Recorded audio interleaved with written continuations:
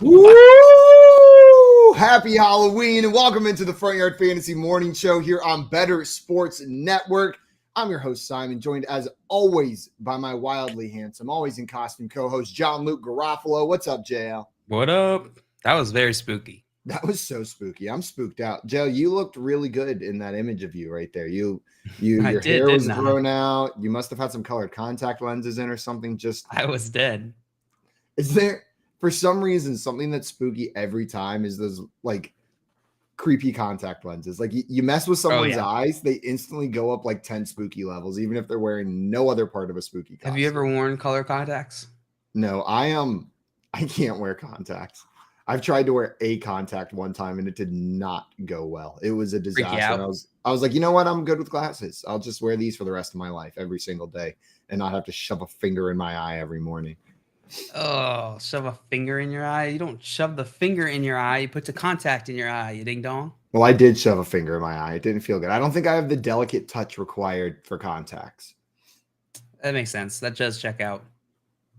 We got Maria in the chat saying, "Oh my, spooky!" Yeah, that intro was awesome. And Tommy here, yo, happy Candy Day, Tommy. Glad to have you in here.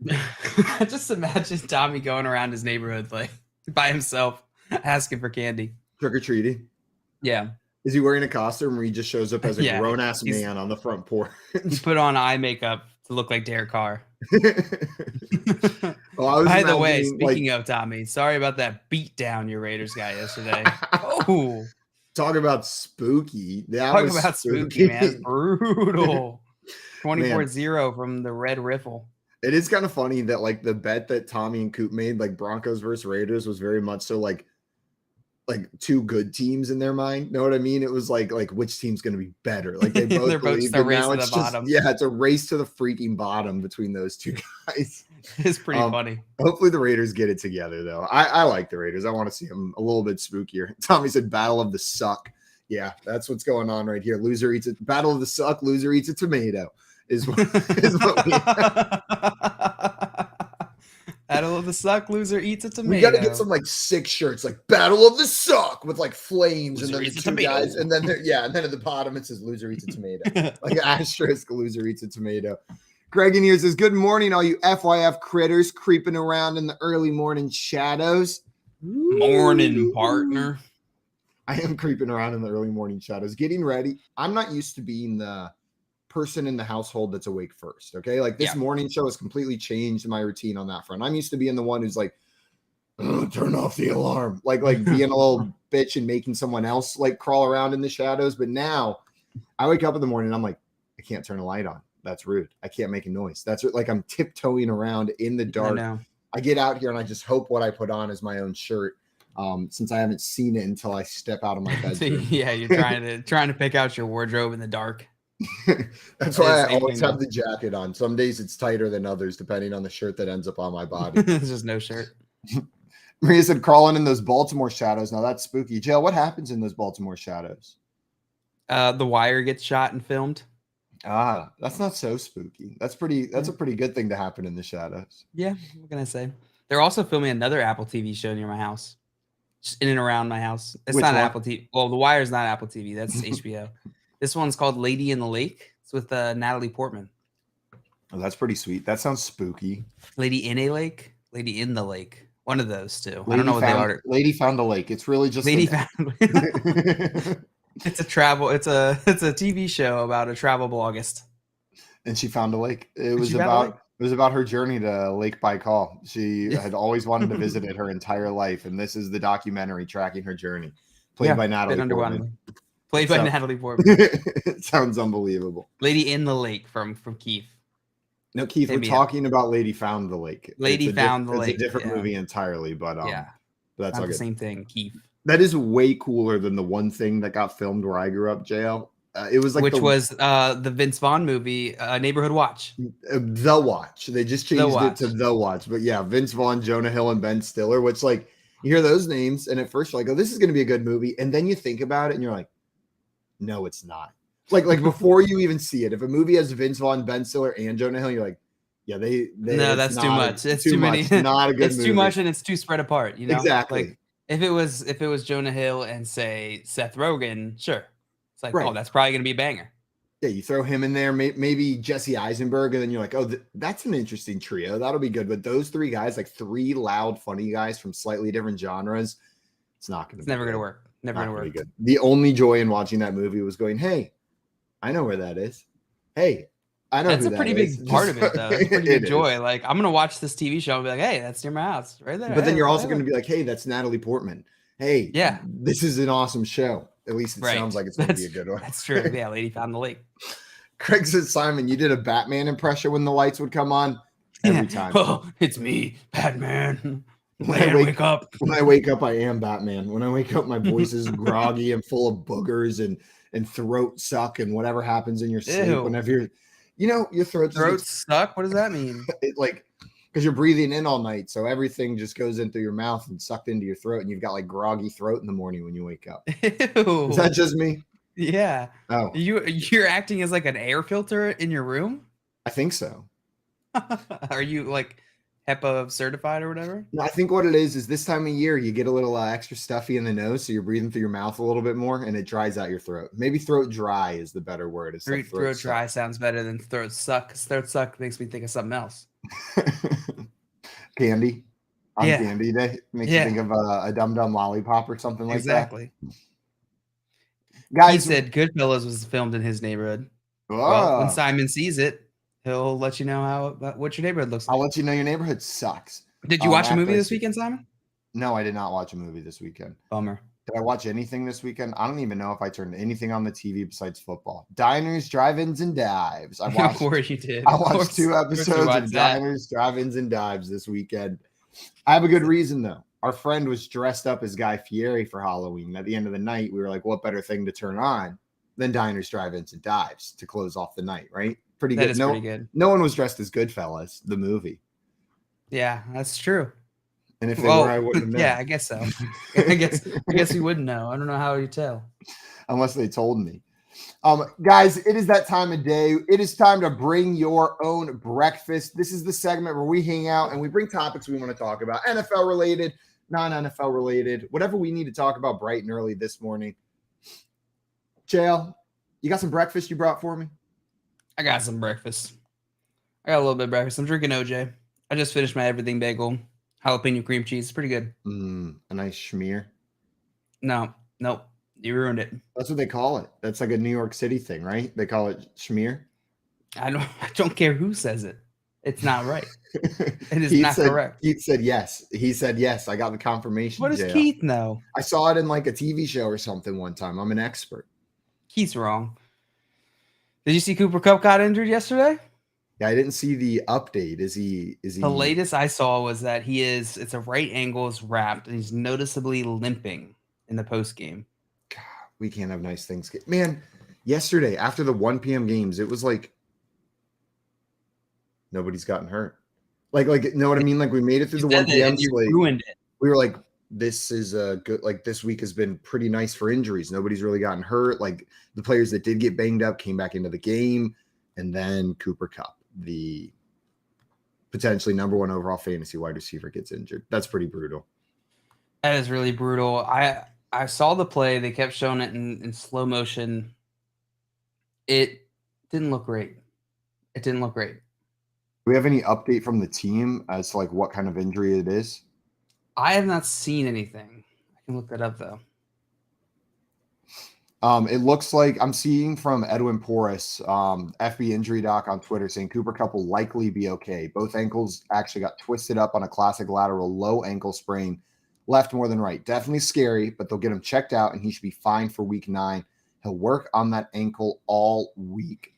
Dodged a bullet indeed, Mr. Kupp, is what he says. Wow. Well, they do have the Bucs this week, so hopefully he'll be back in time for that. I thought you were going to say, so if he needs to, he can take the week off. I thought you were about to just throw mad shade onto the Bucs. I should have. And be like, oh, well, they've got the Bucs this week, so if they need to sit him, they can bench Cooper Kupp. It should be no problem. Taking on the Tom Brady-led Buccaneers. Dude, the Bucs have looked like poo-poo butt water. I don't know if they've been butt water for sure.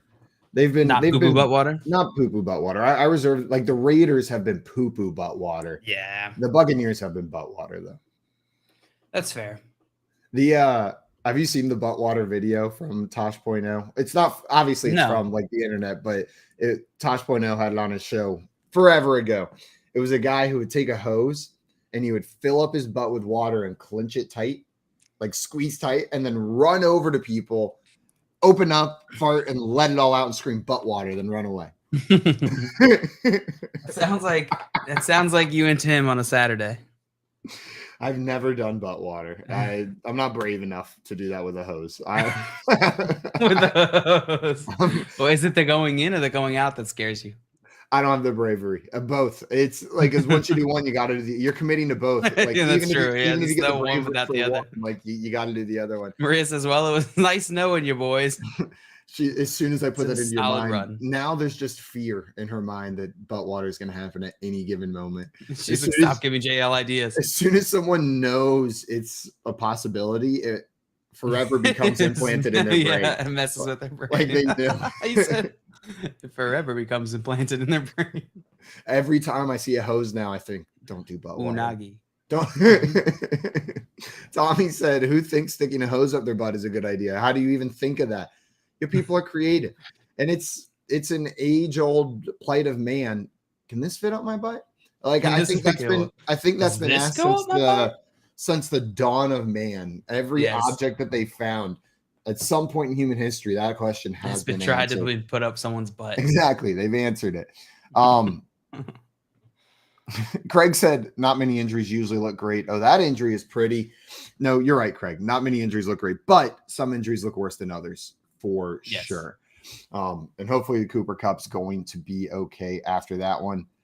Yeah, I hope so. Another story was the Bills were calling the Saints about a trade for Alvin Kamara, which yesterday you could make the argument, it was narrative that Alvin Kamara, they made him look good, and maybe a trade happens this week. You think that happens before the deadline?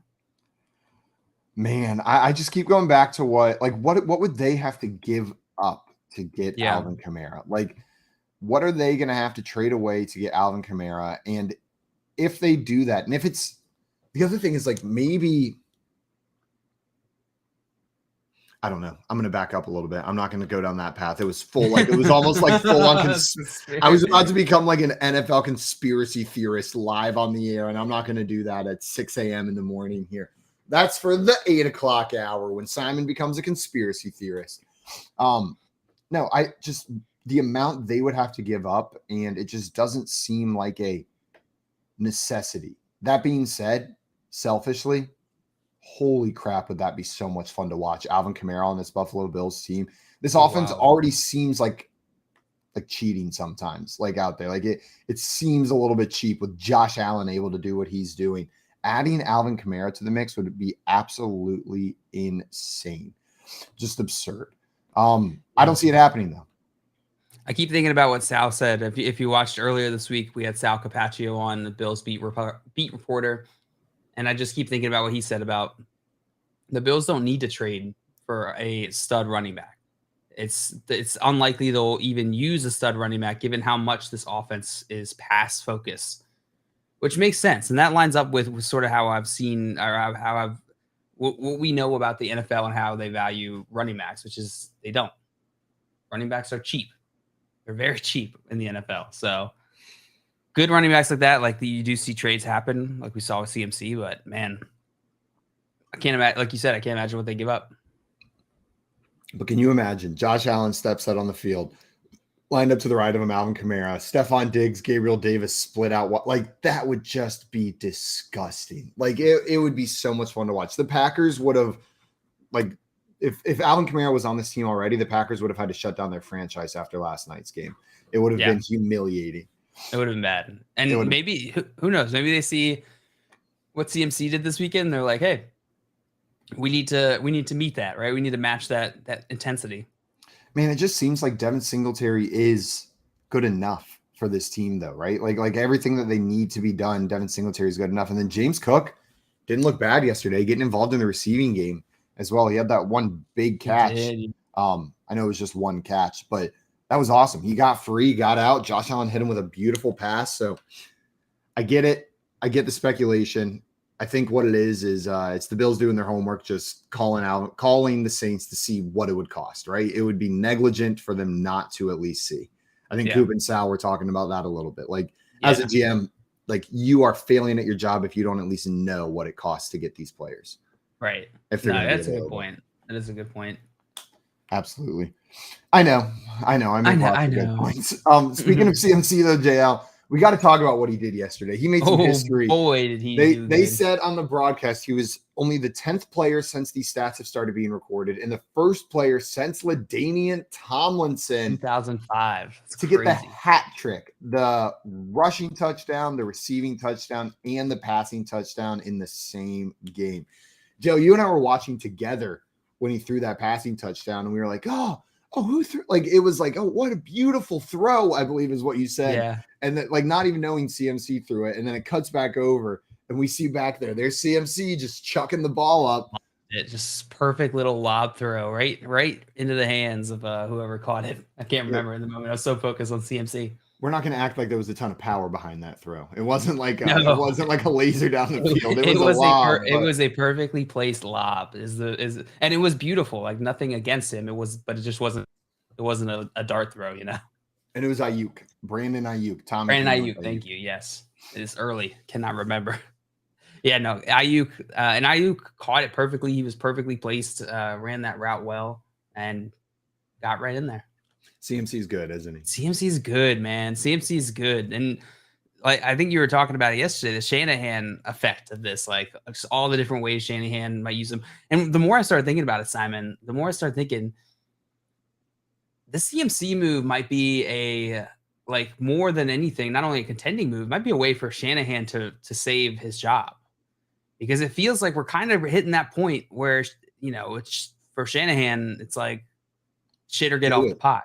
Yeah, right? Like it's been so long that the 49ers have been waiting for them to win a Super Bowl and make this happen, and they've just been plagued with injuries. I can't even blame Shanahan, but it's comical how many injuries they've dealt with. Maybe this is the CMC move is a way to try and save that. What do you think about that? I don't know how to see this. I don't know if they would have let him go. I definitely think it's a we are so close every year in, year out. We make it to the championship game. We make it to the Super Bowl, and they just can't quite get the job done. I think this is what are we missing?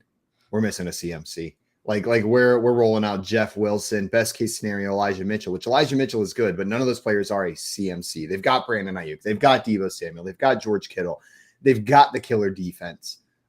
They've got a serviceable but very handsome quarterback. Serviceable but very handsome. But it's much harder to trade for a franchise quarterback in the middle of the season than it is to trade for a star running back, right? Yeah.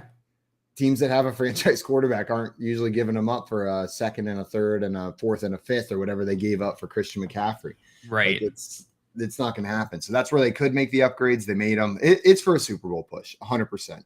Now, I don't know if it's to save his job, but they're saying we think we can win it all this year, so let's go do it.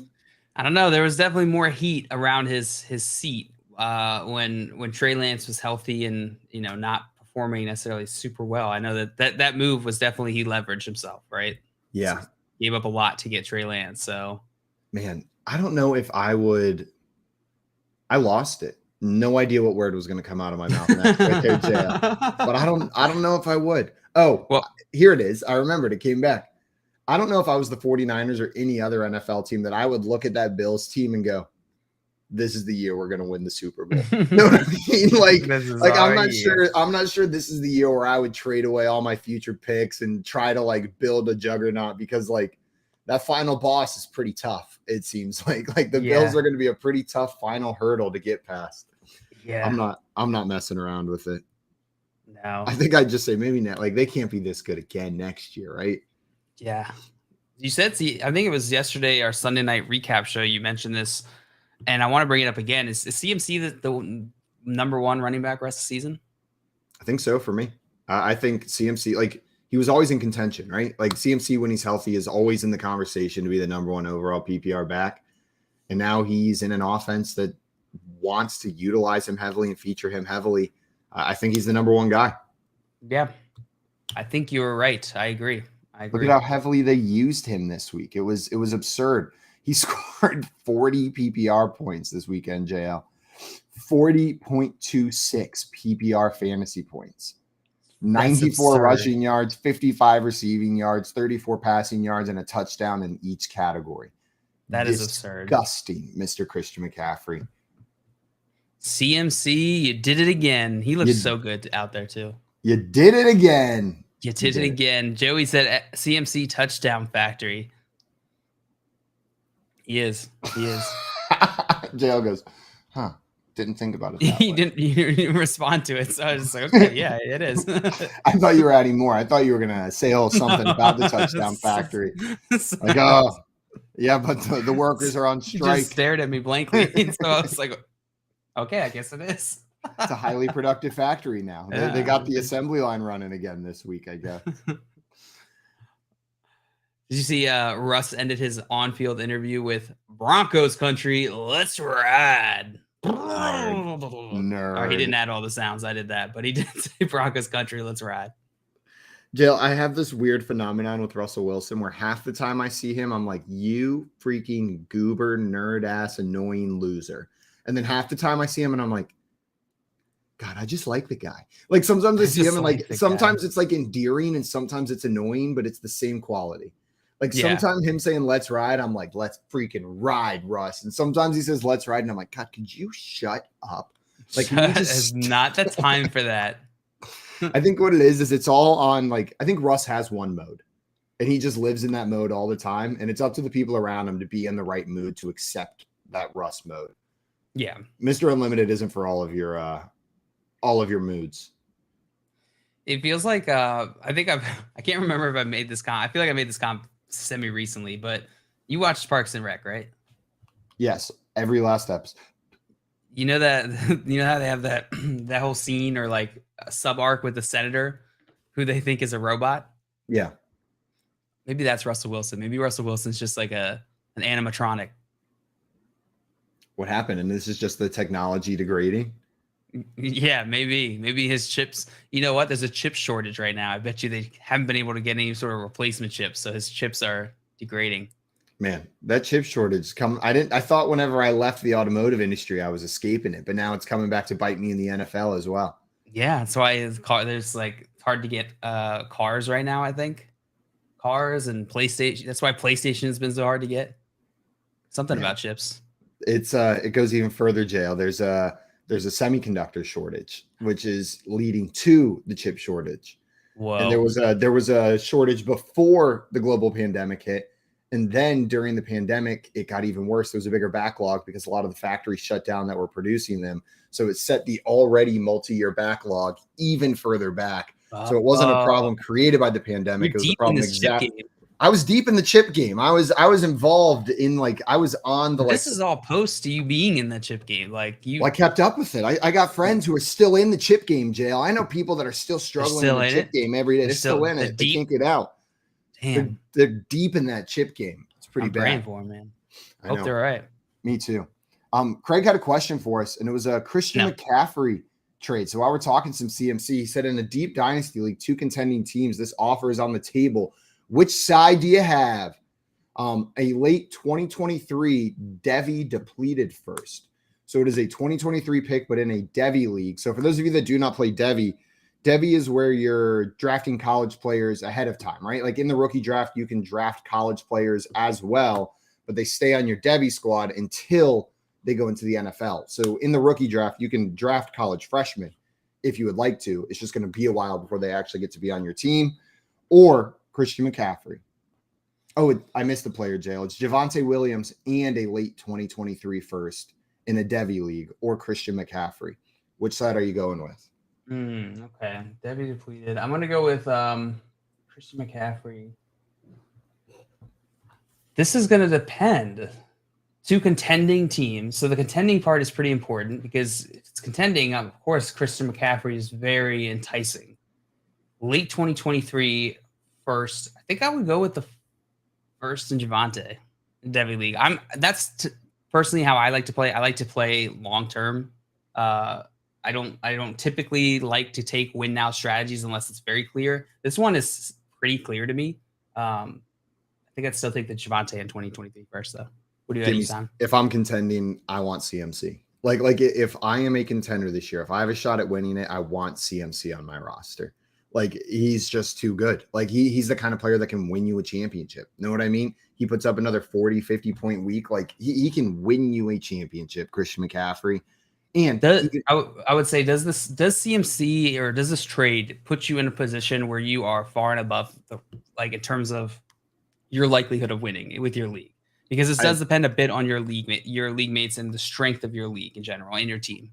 I mean, I think even in a vacuum, though, you have a much better chance at winning with Christian McCaffrey this year than with Javonte Williams. Of course, but I'm personally making that move based off my own cost, right? My own situation. Even if it does give me a much better chance of winning that year, if that's not a much better chance over the best team in the league, I might not make that trade.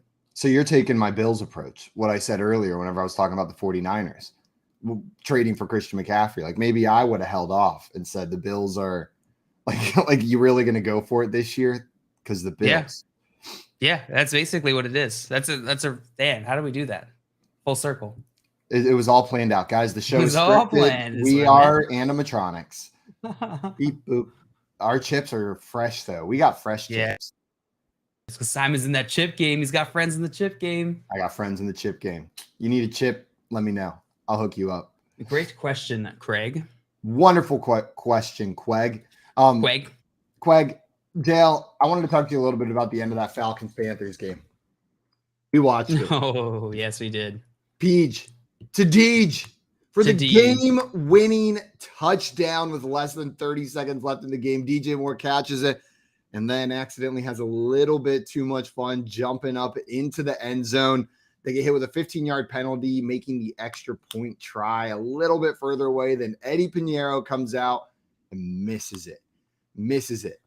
I've seen opposing viewpoints on Twitter, JL. People trying to pin the blame on someone. Is this Eddie Pinheiro's fault? The arguments on that side are he's got one job and it's to make a kick and he didn't do his job. And then on the DJ Moore side, it's, well, he also has one job and it's pretty easy not to get a 15-yard penalty. It's easier to not excessively celebrate than to hit a 48-yard extra point. Which side of this do you land on? Is the responsibility on Eddie? Is it on DJ Moore? Is it a combo of the two? It's a combo of the two for sure. It's a combo of the two. People listen, the public loves to make things nice and simple, nice and easy. They want to place blame on one person. It's not that simple. Yes, DJ Moore should have had some self-awareness to know that celebrating is that it would have drawn a penalty, right? He has to have that awareness. He has to know the rules of the game that he's playing. That's the bottom line. There's no excuse to that. And the other side of this, there's a human aspect of this. He just scored the game-winning touchdown. You're telling me you wouldn't be absolutely hyped and you wouldn't go ham when you just scored the game-winning NFL touchdown? Are you kidding me? Of course he's allowed to feel hyped and maybe went a little bit too far, and that's okay. It's not, you can't place the blame all on DJ Moore. The rest of the team played the game, right? It didn't. I feel like people they see this and it comes down to the last minute. One person has messes up one play and they blame it all on that person. It's not the case though, right? They should have been up by more than if they were going to win. It's like blaming the guy who misses the buzzer beater for losing the game. It's like blaming the guy who misses the half court shot. You idiot. If you would have just made that, then we would have won the game. Right. That's preposterous. Yeah. Keithan, you're saying, did the refs really have to throw the flag? Come on. Yeah, that's what I thought too. I saw him and then I was like it wasn't even like he didn't go out there. He didn't triple thrust. Know what I mean? He didn't have he didn't pass the 2 thrust threshold. He wasn't double middle fingers in the air running around. He didn't do any violent gestures they get mad about in college football. He just went out there and he jumped into the stands a little and celebrated with some Panthers fans sitting right there. It was fun. He was excited, and then boom. For every person that's like Keith here is did the rest really have to throw the flag? There's another person equally as loud going who would have said, "Oh, why did they throw the flag there?" And those people are called Falcons fans. maybe Falcons fans, maybe just annoying people on the internet. Regardless, I feel like whenever I put myself in the ref shoes, I'm all right, they're gonna get like shit on regardless, right? Like they're gonna get flack regardless of which way they go. So if I'm them, I'm just going with whatever is the rules. I just think excessive celebration is silly. Like I just think it's silly. You should be able to have fun out there whenever you score. It's a game. Like it's a game. They're out there having fun. Let them celebrate a little bit. Like let them feel the joy of their accomplishments. My favorite in college, Dale, if you remember Vic Beasley, whenever he would get a sack, he was all about the throat slash was like his move whenever he would stand up. But in college football, there's like a very specific rule. You can do a single hand throat slash, but you cannot do a double hand throat slash because then it's a violent gesture. Then apparently that's saying you're going to behead someone, but this is just saying like, but this is like, there goes your head. And so that is a 15-yard penalty in college football, but the single hand throat slash, not a penalty. You're free to do that. That's wild. Isn't that crazy? I remember whenever they were talking about that in a Clemson game a couple years back when Vic Beasley was there, I was like, what? Like where's Vic Beasley at? He's at Spirit Halloween right now, I think, picking up a last minute costume. I see. He just like suddenly dropped off the map. I don't remember hearing. He's a free agent right now. Really? Yeah, he is a free agent. I really thought he was going to be the dude in the NFL. Didn't you? That's surprising. Yeah, I mean, he did have a really good start to his career. That's kind of surprising. A little surprising, Vic. Not so hot. Wow. Jail, I did want to ask you, since it is spooky season, it's Halloween season. It's actually Halloween, particularly just right now today. Got my spooky shirt on. What is your favorite scary movie? Favorite scary movie? Oh, no. 1408. 1408. I've never even heard of 1408. Give us a quick synopsis of what 1408 1408, starring John Cusack, is a story, and Samuel L. Jackson is in it as well. A story about a writer who goes to he goes like haunted places and writes about it. And he goes to a haunted hotel room, which is in fact is very haunted. Is the room 1408? That's it. Wow. I'm gonna have to check it out. It says it's based on a Stephen King short story. I saw it in theaters and I loved it. I saw it with my buddies in theaters and really enjoyed it, except for at the very last moment, the end of the we loved the ending in the theaters, and then we rented it when it came out on DVD at the time, and they switched the ending. They completely changed the ending, and the ending was so much worse. They completely ruined it. I remember we were so mad. And then did they actually change the ending, or did you just remember the ending wrong? No, they swapped the ending on the first cut that came out, and then they swapped it back. I think because it was so bad. Why would they swap the ending? I have no idea. Like, was it like a marketing ploy? Like, I have zero idea. It was so confusing. I just remember being really let down. Watch it in theaters and be like, "This is not what I envisioned." Like, just threw a temper tantrum. Maybe, yeah. From the DVD. Could have been. And Craig in here saying 1408 is based off of Stephen King's short story. Man, I'm like scarred. The last movie I watched based off a Stephen King game, it's highly reviewed, or based off a Stephen King movie or book. It's highly reviewed. I thought it was going to be great. It was truly second worst movie I've ever watched in my entire life. What movie? It was Gerald's Game.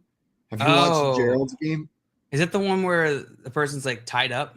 Yeah, they like are doing sex stuff in a cabin, and she's handcuffed to a bed, and then the guy dies on top of her. Dies on top of her. And the whole movie, like, how exciting can a movie be where the main character is handcuffed alone in a room with a dead man for an hour and a half? Okay, like that was it? It's just an hour and a half? I thought it was longer. I thought it was like days. Well, I was just saying, the movie's an hour and a half. Okay. It was not. I'm saying it was not interesting. I was like, that's not long. It's just slightly inconvenient. Yeah, that's a scary situation, but like, it's a pretty boring one to watch. You know what I mean? Like, just someone because she starts like tripping out. I feel like I started watching, and then I was like, oh, this is terrible. I gotta change this. Well, and then all of a sudden, Jail, you're right. Like, they just didn't do a good job. All of a sudden, it's like now there's a supernatural element, like just randomly in the middle of it. You're like, what is like just abysmal? Not quite on Now You See Me 2 levels of bad, but it was pretty bad. Still haven't watched that. Don't save yourself. Scream is the movie that probably like that scarred me as a child. That really messed me up as a kid. So when you said favorite, I was like, well, that's certainly not my favorite, but it's the one that I remember the most. The first and I like it now. I saw When a Stranger Calls when I was 13. Oh my God, I remember that movie. The Yeah. remake, and that one messed with me, man. Oh, that because I was house. 13 years old and it got me so good. That one, and then Strangers was like the second scary movie I ever saw. Is it the neighbor? That's the one. It's the one where they wear the white like sack masks. Yes. That one freaking out. And they're playing the song really loud throughout the whole thing. 1408 has that theme too, where it's like they play like a song really loud throughout the whole thing. And you're just like, oh, stop playing creepy like 40s music. I do think my favorite scary movie of all time, though, is Mama. Have you seen Mama? No. Dude, I forgot The Strangers existed, and I'm a bit scared because I definitely got really into The Strangers. That one gave me some goosebumps for a second there. That one got me a little bit. Mama, M-A-M-A. No, I've never seen this. So one thing that is always creepy in movies is when there's children in them, like in scary movies. Children make scary movies that much creepier. And the thing that I like about this one is the children are not experiencing the scary that everyone else is. They're kind of in on it, but from an innocence. Like there's like a childlike innocence that's almost protecting them from this. Like it's a creepy, off-putting, like creepy, off-putting, like gross in the sense of it makes you feel uncomfortable while you're watching it, but it's just such a good movie. It's so good. Man, I'm gonna have to watch that. I like a movie that makes me feel a little off whenever it's done. That one, and then Midsommar is the other one. That's a horror movie, but not your traditional turn off the lights, because it's like, it's not a dark, scary movie. It's a very like bright, scary movie, but that makes it even scarier, I think. You know what freaked me out about Scream as a kid? Like the reason why that one traumatized me, I remember watching it specifically at my friend's house. I was really young, and the thing that messed me up was that it wasn't a monster. It was like real people that were causing this like horrific, scary situation. And that like realization as a kid really messed me up and scared the hell out of me, that like this could have happened to me in like a crazy scenario. Like everything up till then had just been like Scooby-Doo monsters. This can't really hurt me. Yeah, I am right there with you, because I was so scared of bad guys growing up. Like number one fear was bad guys in particular. Bad guys. Guys that were going to murder me, kidnap me. Like I was just so scared of them. Would run around, double check the doors. And so when I started watching scary movies, I could handle like The Exorcist. Know what I mean? Like I could handle demonic possession. I can handle ghosts, zombies, vampires. But when it's just a dude with a knife, or like it's terrifying. Like it's like, get that away from me. Bring back the demons. Like I don't want to handle a man with a knife. I want to handle Satan himself. That's what I want to handle. I can handle Satan.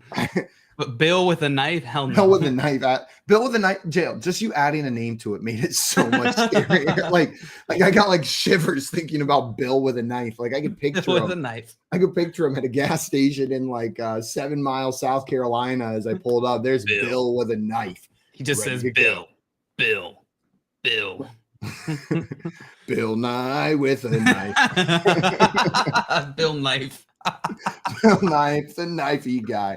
Bill Knife, the murder guy. Oh Bill, my God, this is such a good skit idea. We definitely have to Bill Knife, the murder guy. Yeah, Bill Knife, the murder guy.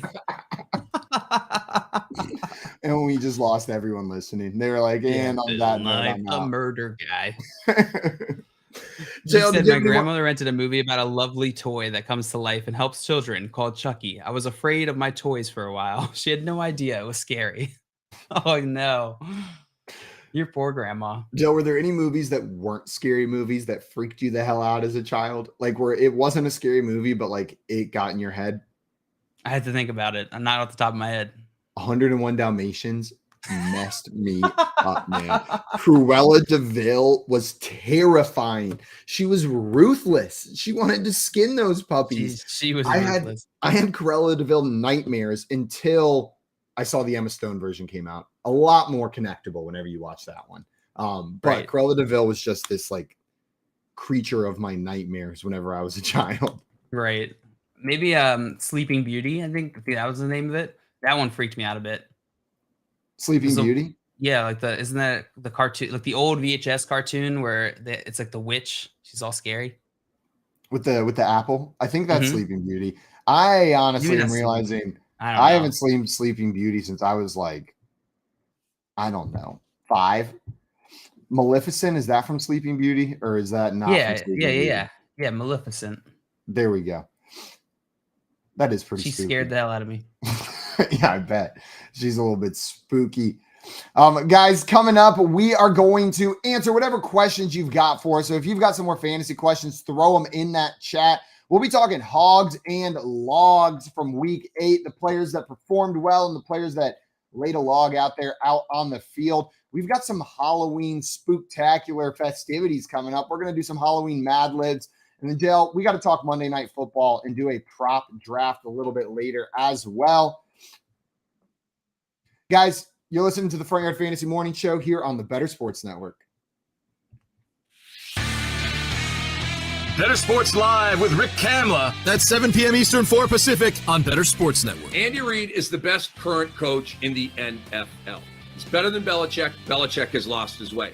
He's better than Tomlin. He's better than Harbaugh. He's better than Shanahan. He's better than McCarthy down in Dallas. He's better than all of the gangster NFL coaches right now. Sean McDermott up in Buffalo, he's better than all these guys. Andy Reid is the greatest gangster that we have at head coach in the NFL right now. And I understand that you're saying, well, Belichick is the GOAT, Cam. How can that be true? Now you're bringing up old stuff. Bill Belichick can't draft anymore, okay? Talk to me. Nick Chubb, Sony Michel. Talk to me. DK Metcalf, Debo Samuel versus N'Keal Harry. Okay, talk to me. This dude has lost his way. Remember the year when he should have bottomed out and just tanked, but he couldn't, and he went and got Cam Newton, and they were a mediocre team, right? He's lost his way. And not that he can't coach up a good defense and that kind of thing, but overall, he's lost his way. Andy Reid's an absolute badass. They draft great. He's a great coach, makes the right decisions, when to go for it, when to kick, when to punt. The guy's the man. The Playbook with Fensty and Ronis, presented by FantasyAlarm.com. I hate the stupid unsportsmanlike conduct. As long as you're not disrespectful to the opponent, you should be allowed to celebrate. How I used to say it, and to bring up, because now basketball's starting to bring up. Oh, dude, it's even worse than basketball, isn't it? So Dikembe Mutombo, who used to get teed up in the 2000s, in the 90s, they didn't give a crap. 2000s, though, when they tightened up the rules, they used to tee him up more when he did the Dikembe finger wag. But they wouldn't tee him up if he did it to the crowd instead of looking at, like, Eton Thomas, like one time I remember, and doing it right to him, or when his back was turned, doing it right to him.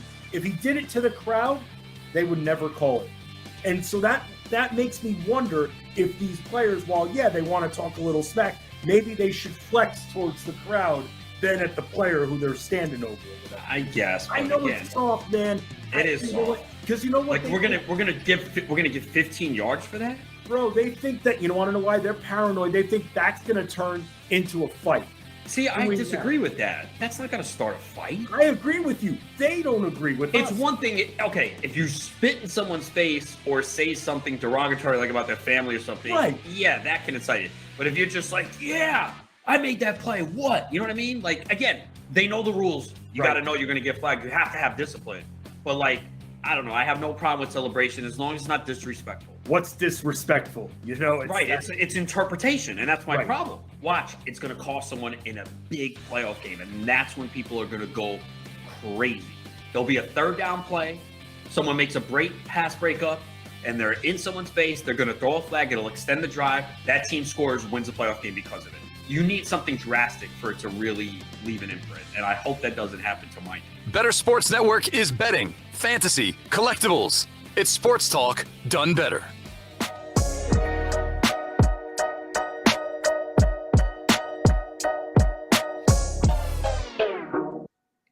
What's up, everyone? Welcome back into the Front Yard Fantasy Morning Show here on Better Sports Network. Ooh, JL's a spooky ghost who doesn't talk. Network. Network. Better Sports Network. What? Network. 7 a.m.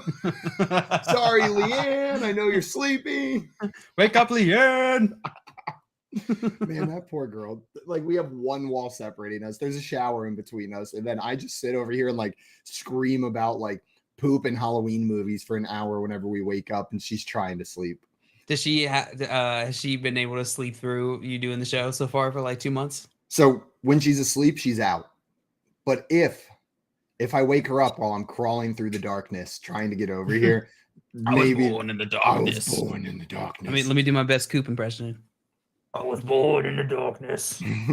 I wish I had headphones to do that with. They're hiding somewhere. I gotta find them. They smell weird. Yeah, probably because they're on your sweaty head all the time. Yeah, probably. Oh, now I look like an idiot without a costume, JL. Yeah. Now you do. I got the bunny ears. One of my favorite Halloween costumes that I ever wore was a Christmas elf on Halloween.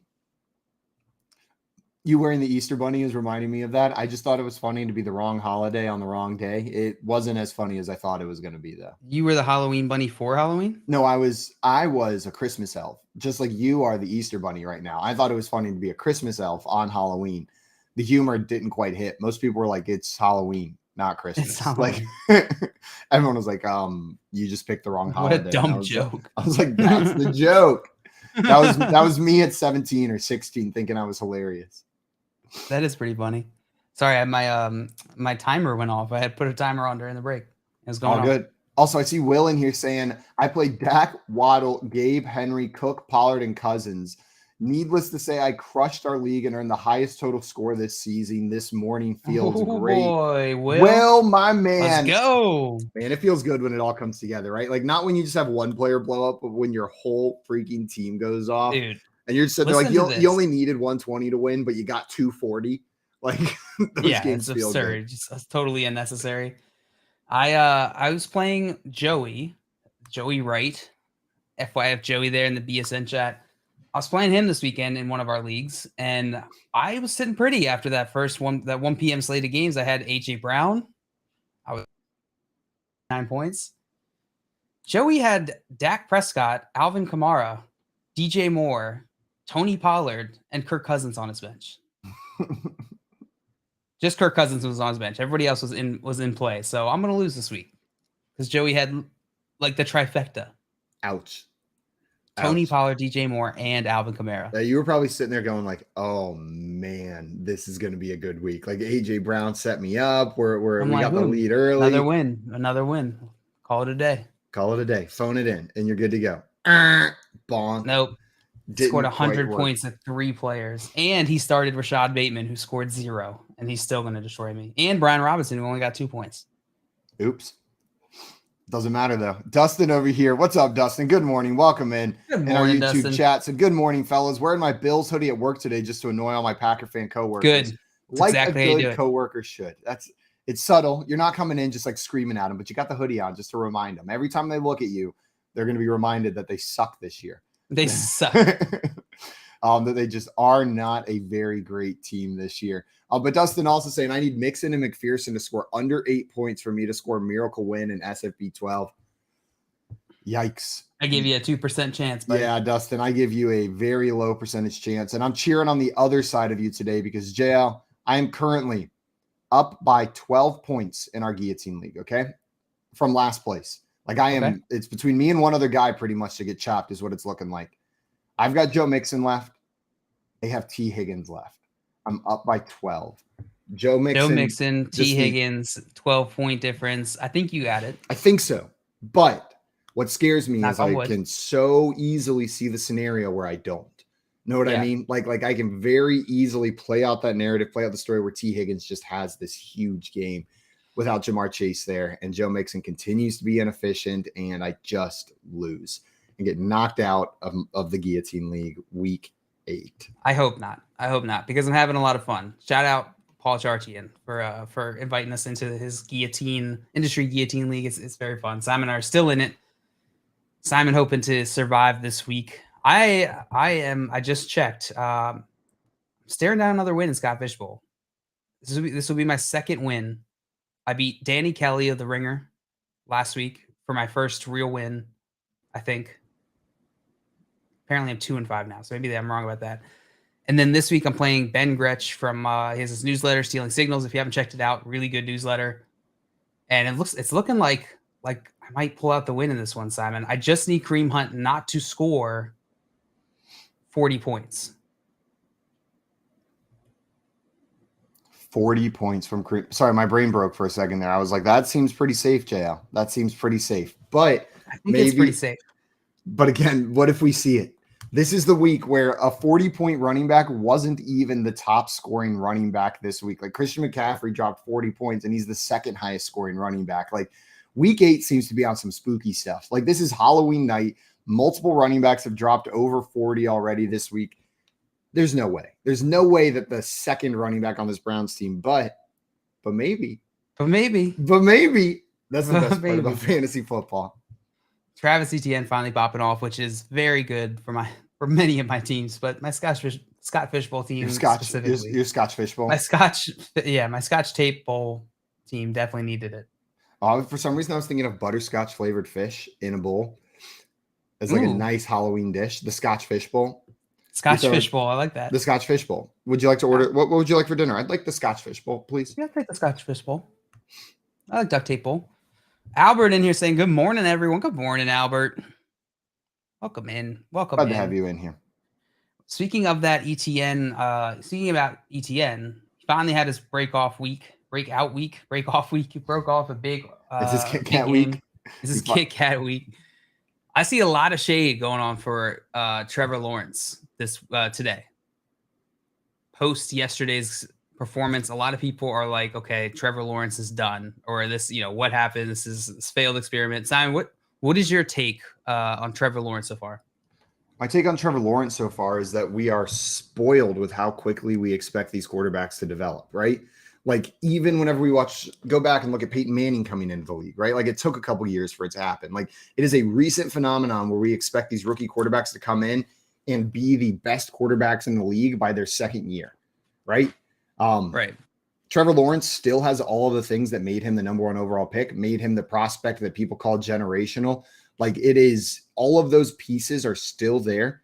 He looks better this year than he did last year. Like I still think that he had rough games, but he looks better out there on the field. We're seeing moments where we're like, that's the Trevor Lawrence they drafted. That's the guy they drafted. Give it some time. Give it some time. You know what I mean? It's his second season, and season one was with Urban Meyer.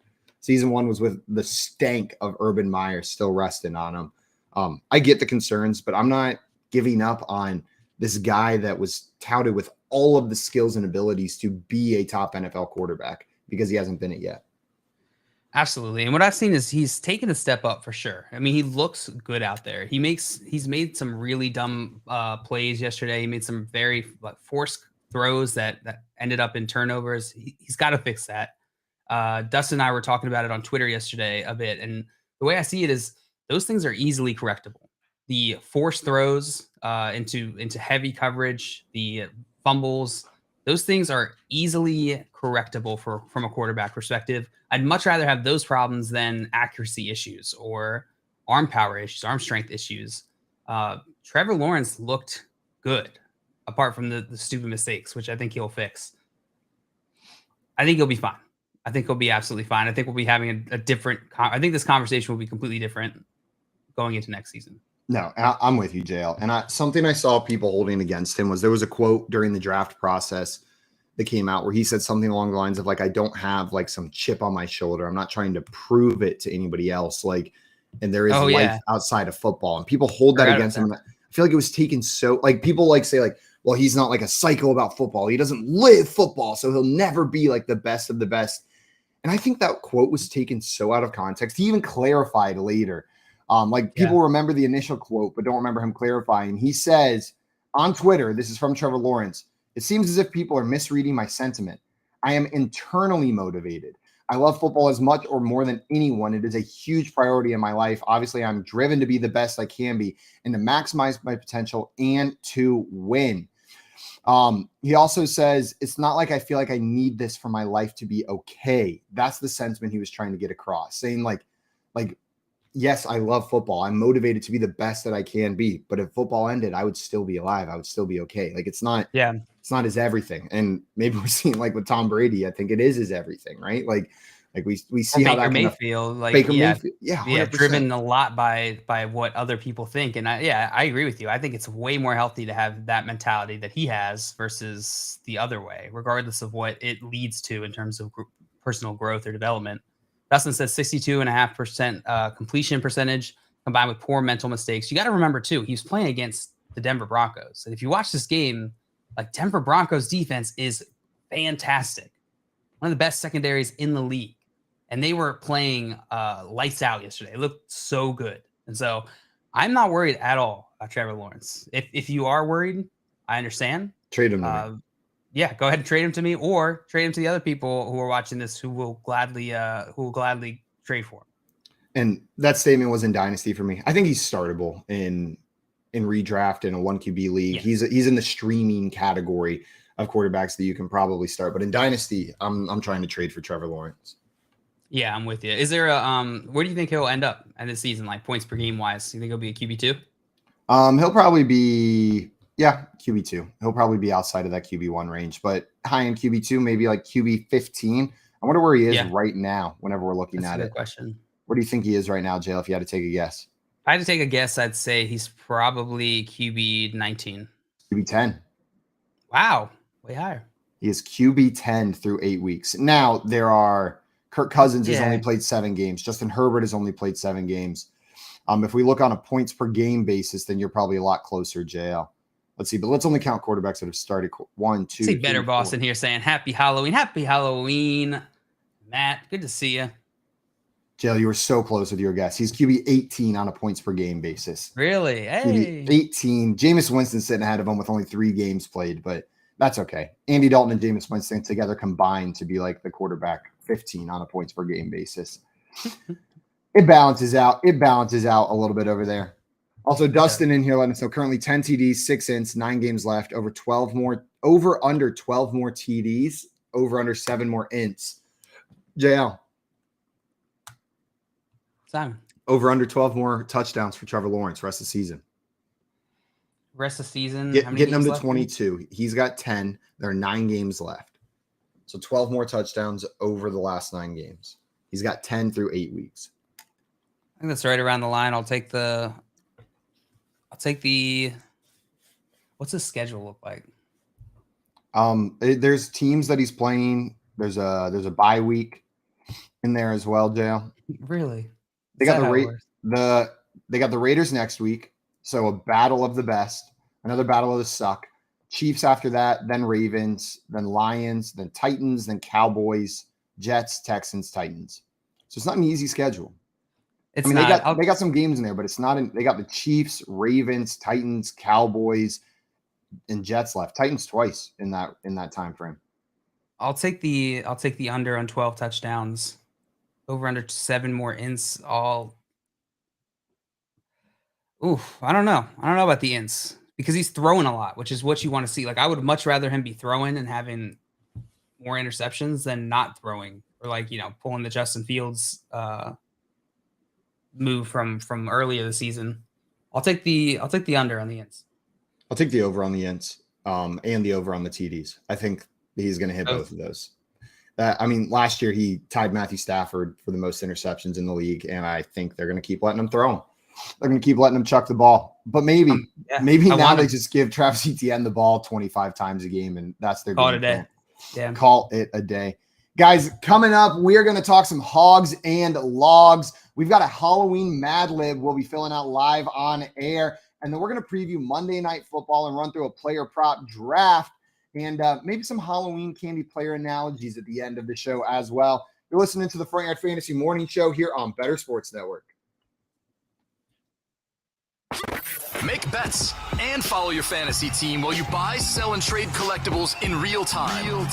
Only on Better Sports Network. Surely. Kickers never retire, I think. They just continue playing for all eternity. Like, there's only ever been 30 NFL kickers. Yeah, they're always readily available too. It seems like, you know what I mean. Like they just get called up. They're like, you kicked for us 10 years ago, right? Why don't you run it back? Let's run. I imagine Graham every Gano. single kicker that gets the call is on a high school football field somewhere, just practicing field goals after hours. Like it's like 9 p.m. and they're out there just in the local high school kicking field goals, and the phone rings. They get a call and they're like, "Yeah, I'm ready. I've been practicing for this." I have an amazing kicker story. If you guys have a second. I got a couple. The number 1 all-time field goal kicker is Adam Vinatieri. The next 2 guys are Morton and Gary Anderson, right? Gary Anderson was a dude from like South Africa that just played rugby and soccer. Just could absolutely boot the ball, right? They bring him over and he does like a tryout, and he's just absolutely crushing the ball. And all these colleges are like, dude, we want you to come kick field goals for us. And he goes, I don't even want to play football. He goes, I want to play soccer. He goes, I want to play soccer. He goes, so if I can come to your school and play soccer, I'll also, in the fall, I'll kick for the football team. And Syracuse was like, yeah, sure, whatever. Like, you're on the soccer team. Like, come on. And he went to Syracuse to play soccer, but also kick field goals. And then he ended up being a top 3 point scorer in the NFL all the time. That's ridiculous. And his answer to recruiters was, I don't want to play football. I'll do it in my spare time. Yeah. He's like, you got a spot for me on the soccer team. Syracuse is like, yeah, we got a spot for you. We don't even care about our soccer team. We don't even care. We totally have that spot. Right? They had to like cobble together a soccer team. Like, yeah, this guy's the captain. Oh my God. It's like Accepted, the movie, but they just like had to throw together a whole fake soccer team. Somehow they still got Justin Long. Right, yeah. Like, Adam Sandler's the coach. And dude, it's imagine they win the national championship. That's a movie, dog. Yeah. Boom! Someone call up Disney. Yeah, we just wrote a movie for you, Disney. This has Disney sports movie written all over. I'm borderline crying right here just thinking about this movie right now. Dude, the story gets even crazier. Like I should have looked it up again, but like it was like a high school coach that went and found him, and then that high school coach ended up being somebody crazy famous that like coached for the Rams. Stay tuned for sports. Talk about your picks, your fantasy teams, and your sports collectibles on Better Sports Network.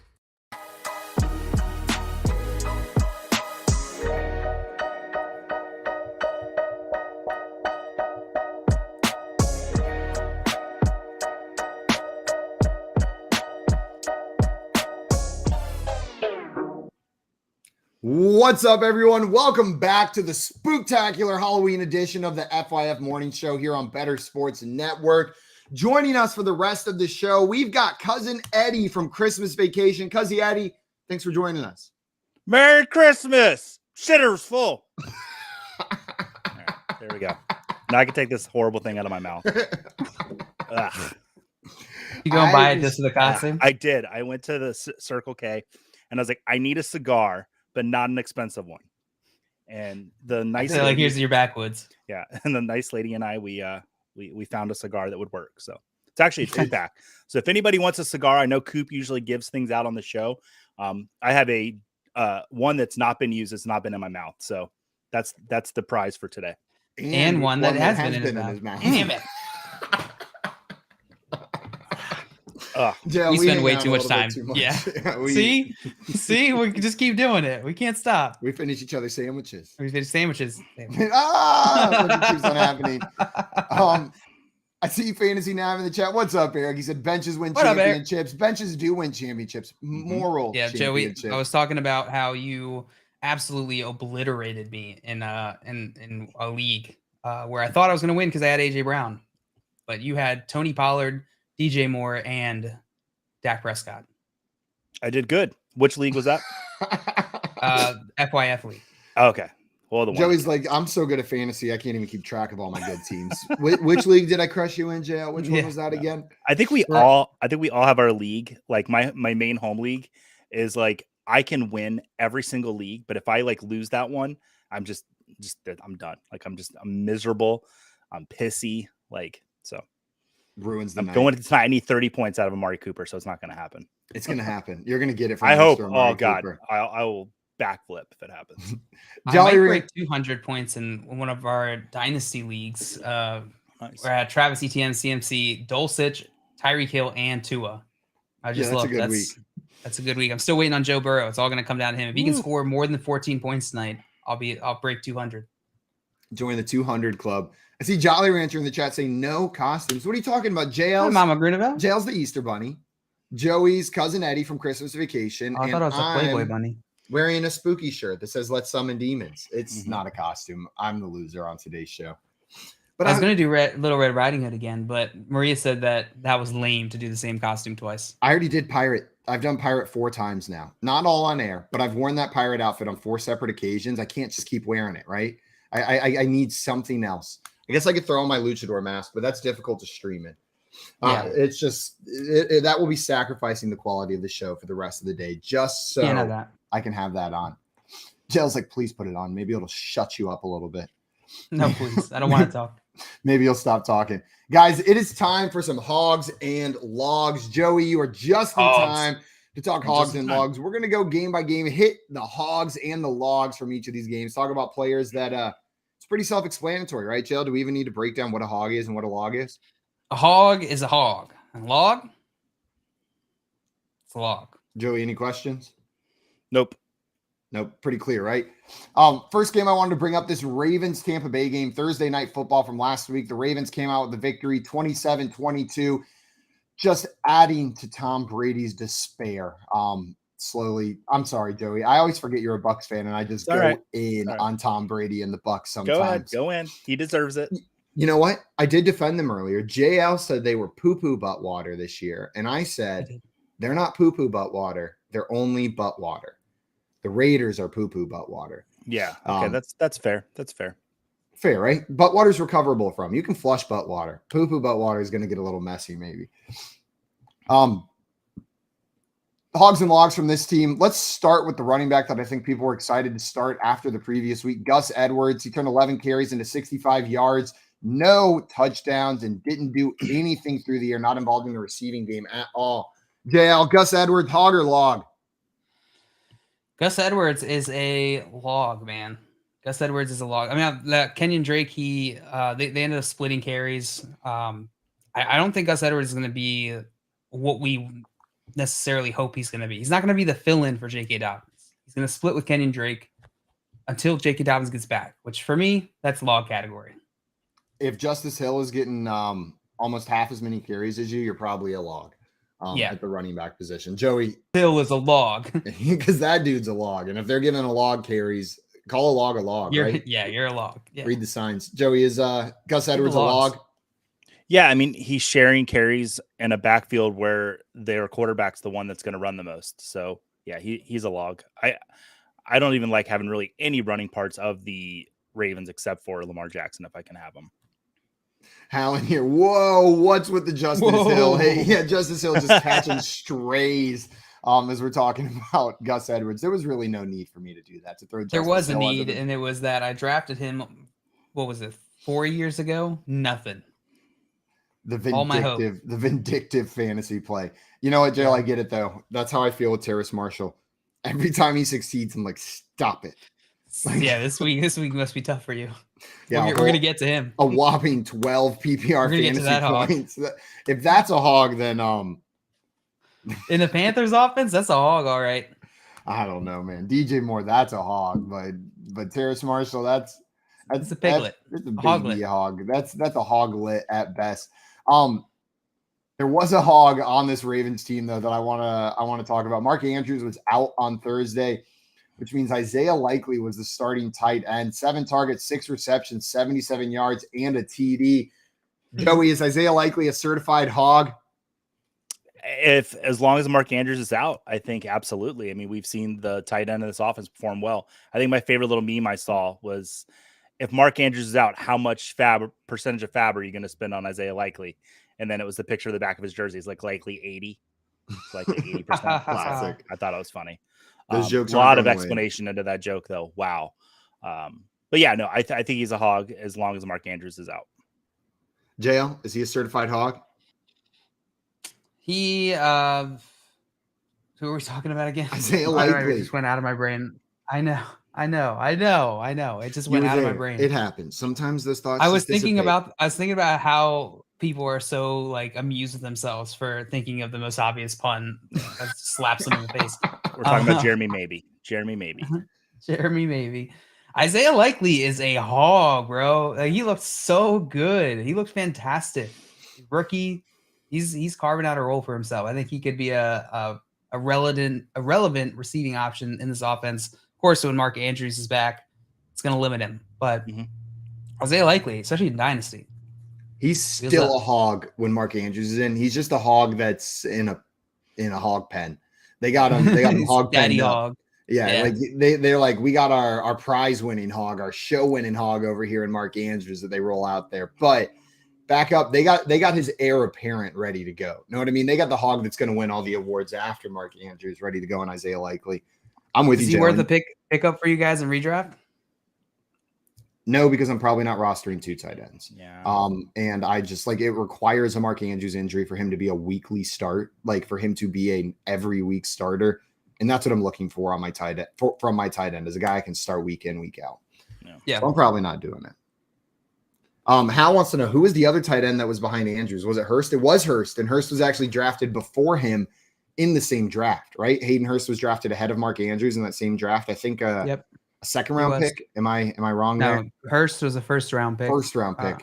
Andrews was a fourth. Andrews was I think so. Hurst was wasn't it the last first round tight end since, I know Kyle Pitts was this year, 2 years ago. Yeah. Since I think before. that's right. Because then they took Lamar at the end of that round. Joey's gonna kill Jay. I got you. Joey's gonna fight Jay over there. And it's not that I don't like Michael Moore. It's just I haven't put that much weight on since the season began. Like, I know I put some on. I knew that's exactly the route that you were going, Yes. Joey. Whenever you're upset about it, like I knew that was exactly it, because I would have the same reaction. Be like, wow, Jay. 100%. I've seen all his documentaries. You know? Let's just start comparing Jay to obese people, to fat characters. Yeah. Jay, you look like Stop Paul it, Blart Jay. Mall Cop. Blart Mall Cop. Let's get Jay Is on. that Jabba the Segway. Hutt or is that Jay? I couldn't tell for a second. Hal in here saying Baltimore is the tight ends, what Pittsburgh is to wide receivers. I mean, they do seem pretty good at drafting tight ends. They missed on Hayden Hurst, but Hal, let's see them draft another one. One more, and then I'll be like, okay, now I'm trusting the Ravens tight ends that they draft. Also, Jay says, I actually have a deep hatred for Kevin James. Wow. You mean Sean Payton? Now that's who should be offended. Is Sean Payton, that they cast Kevin James to play him in a movie? That's just rude. If they did a biopic about me and they made the creative choice to hire Kevin James as the guy who plays me, I would never get over it. That would ruin my body image for the rest of my life if Kevin James was the guy they picked to play me. Yeah. Sorry, Kevin James. That is so rude to Kevin It's James. delightful, I man. hope He's he's lost not a lot of watching. weight, but He's a fine dude. Why are we hating on Kevin James so much? Because Paul Blart Mall Cop and King of Queens are not good. They are not good. King of Queens is fine. You watch your mouth. Jerry Stiller is what made King of Queens. Like No. the dad. Oh, Absolutely not. I want pizza. I'm with Joey on this one. R.I.P. I'm with Joey that it's Jerry Stiller who made that one. Jerry Stiller is not an enjoyable part of the show. He's just Jerry Stiller. It just is what he is. Yes You and think no. He's playing himself, but like it's very enjoyable to watch. On the other side of the ball for the Tampa Bay side, there were some hogs, but there were also some pretty big logs. Tom Brady went 26 for 44, 325 yards and a touchdown, averaging 7.4 per attempt. Joey, this one's a tough one. Hog or log? Tom Brady. Maria was in the chat earlier saying Tom Brady is a log. Log. He's a Hall of Fame log this year. Yeah, I hate everything I'm seeing out of him this year. And it's not even that he's been the worst quarterback in the league. It's just he's Tom Brady and he has a level that he needs to be at and he's not there. So because of that, he's a log. Yeah, I'm sorry. Total log, bro. Log. Total log. Hall of Fame log. No, Oh. Tom Brady will be fine. Like he didn't all of a sudden lose his ability to play football. I think he's distracted. I think he's got a lot going on, and I think that the Tampa Bay Buccaneers have a lot of things just that are kind of not going their way. I don't know that Todd Bowles is the best head coach, and I think Bruce Arians elevated that team a bit. They're dealing with more injuries than they dealt with in previous seasons. I think there's a number of things not working in Tom Brady's favor, and then that combined with him being distracted and not being on his own game is just kind of leading to this perfect storm of badness. Tom Brady will be fine. He's a hog through and through. Not a doubt in my mind. He might be a log for a little while longer, though. That's what I was going to ask. Is he a log now? Like, did Father Time catch up with him, like Jay saying down there? Like, is he a log? So he's not a log going forward, is what you're saying. You think Tom Brady can get back to hog status this year? I don't know if he can turn it around this year. I think he can. I think he will by the end of the season, but I don't know. I can't say that for sure. I'm not like incredibly confident in that take. I'm going to have a pep talk with him on Sunday when I go to the game, and we're going to get some stuff straight. What are you going to tell him? What am I not going to tell him? Speech? Well, I'm going to turn a chair around backwards. I'm going to sit down and I'm going to say, Tom, listen, we need you this year. We're only 3-5. So is every other team in this division. We can do this. And then give him a couple drinks because we all know that Tom Brady is the best Tom Brady when he's had a few. We've all seen the video. Tequila or two. Yeah. And then he's going to go out there and he's going to destroy the Rams. So, and that's how it's all going to start, folks. You heard it. That's the beginning of the story.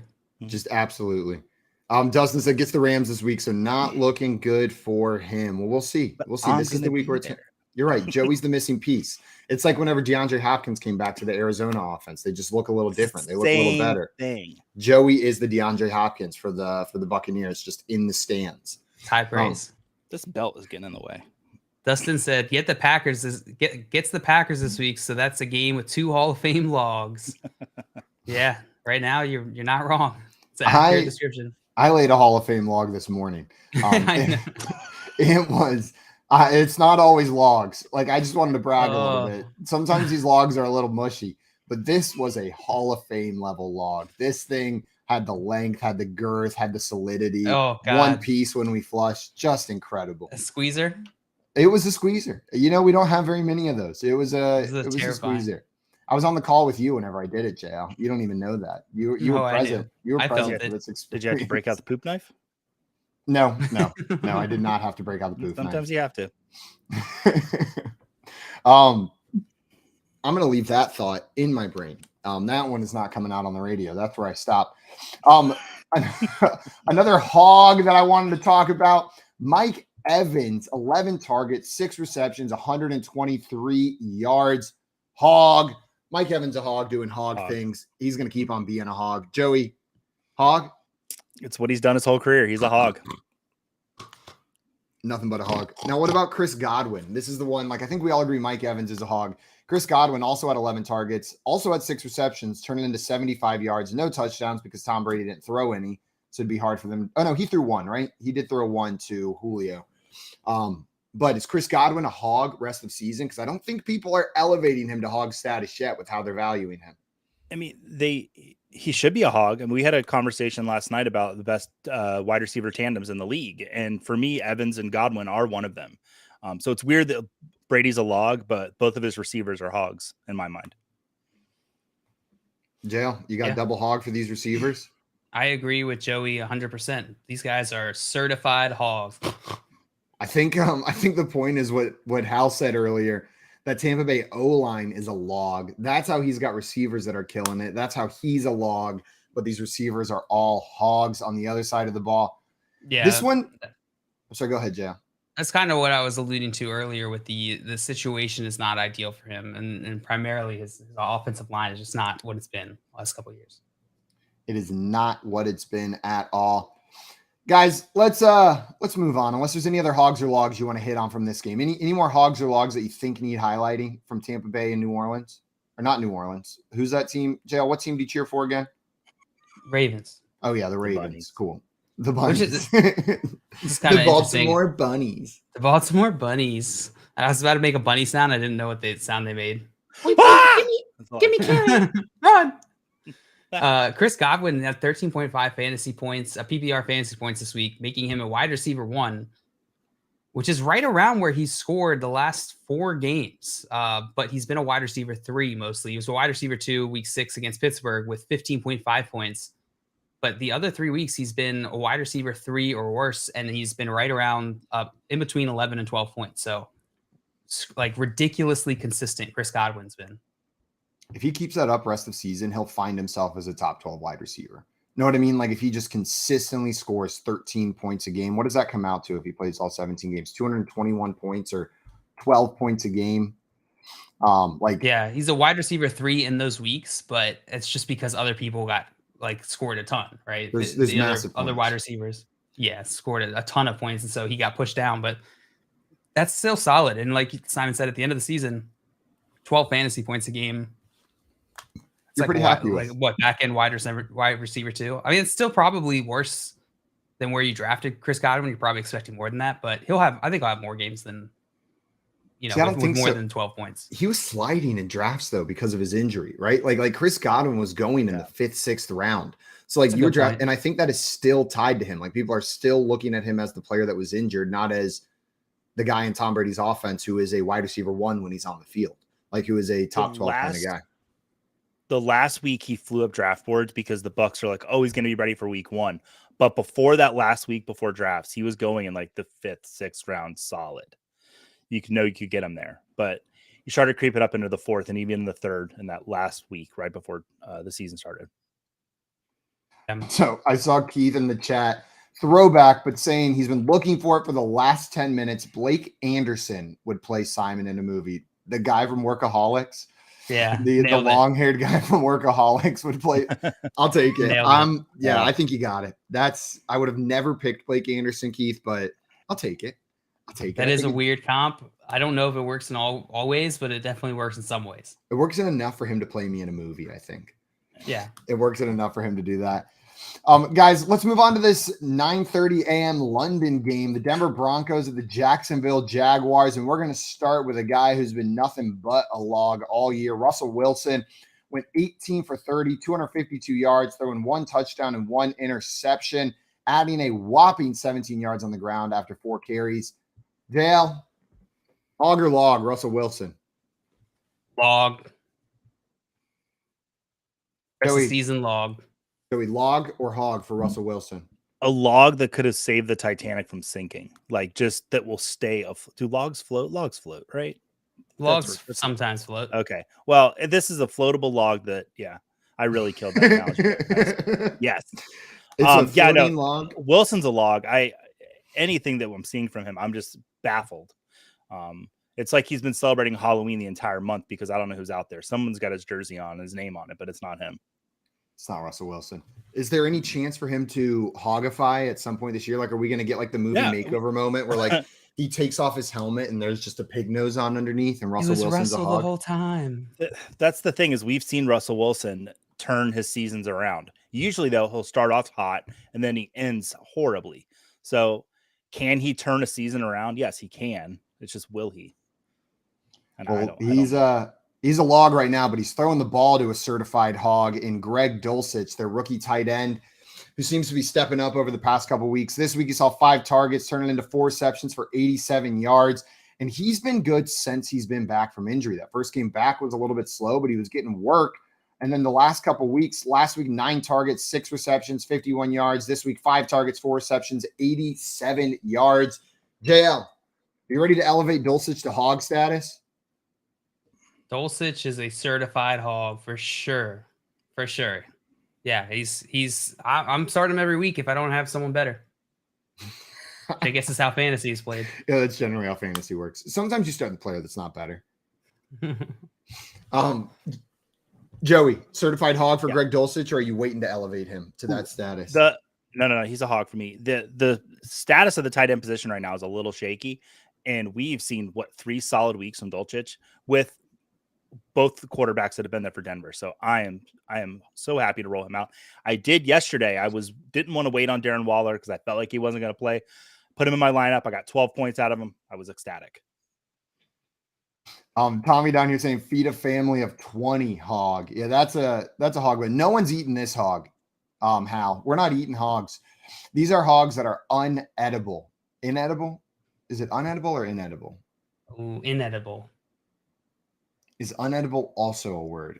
Okay to say? No. Or I just got to completely skip it. Why do we have 2 prefixes that mean like the same thing? Good question. What's the difference between in and un?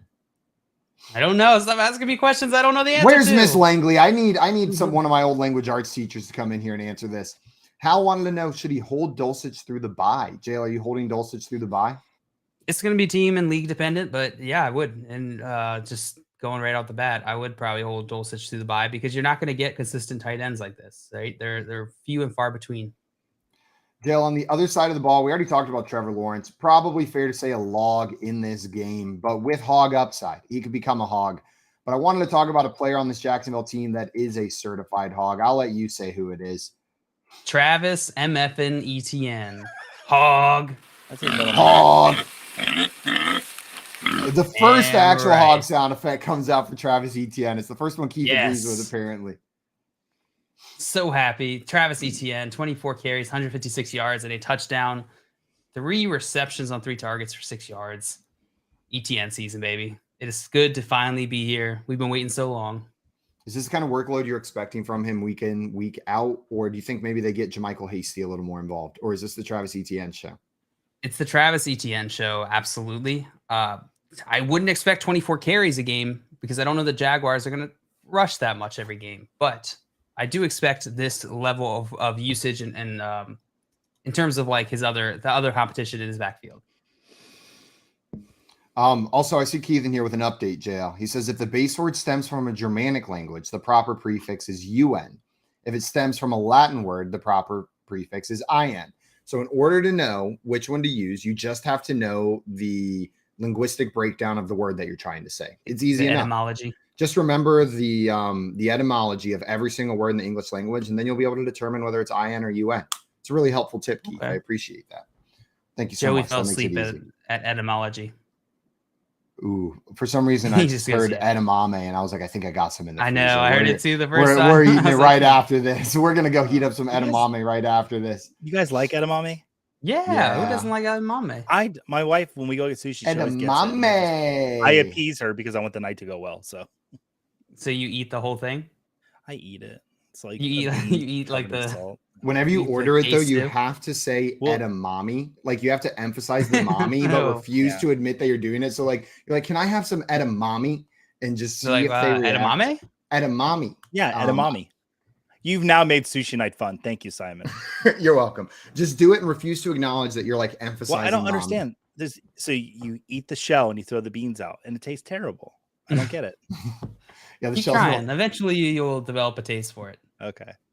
It's like I went to a baseball game with a friend one time and I watched him just throw a whole freaking peanut into his mouth, shell and everything, and just start munching on it. And I was like, what the hell is this guy? He's like, well, that's where all the salt is. And I was like, you know what? You're right. And now I put entire peanuts in my mouth. You can eat the shell. The shells are allowed. Guys, next game, Panthers-Falcons. The Falcons ended up beating the Panthers 37-34 and stepping in place of the traded Christian McCaffrey.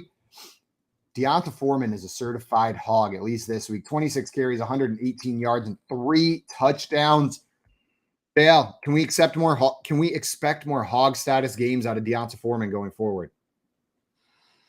I think so, yeah. The way they're using them after 2 weeks, you can absolutely expect that. 26 carries is insane. I would expect log weeks too from Deonta Foreman. I think this offense is going to come crashing down to earth when they're not playing the Atlanta Falcons.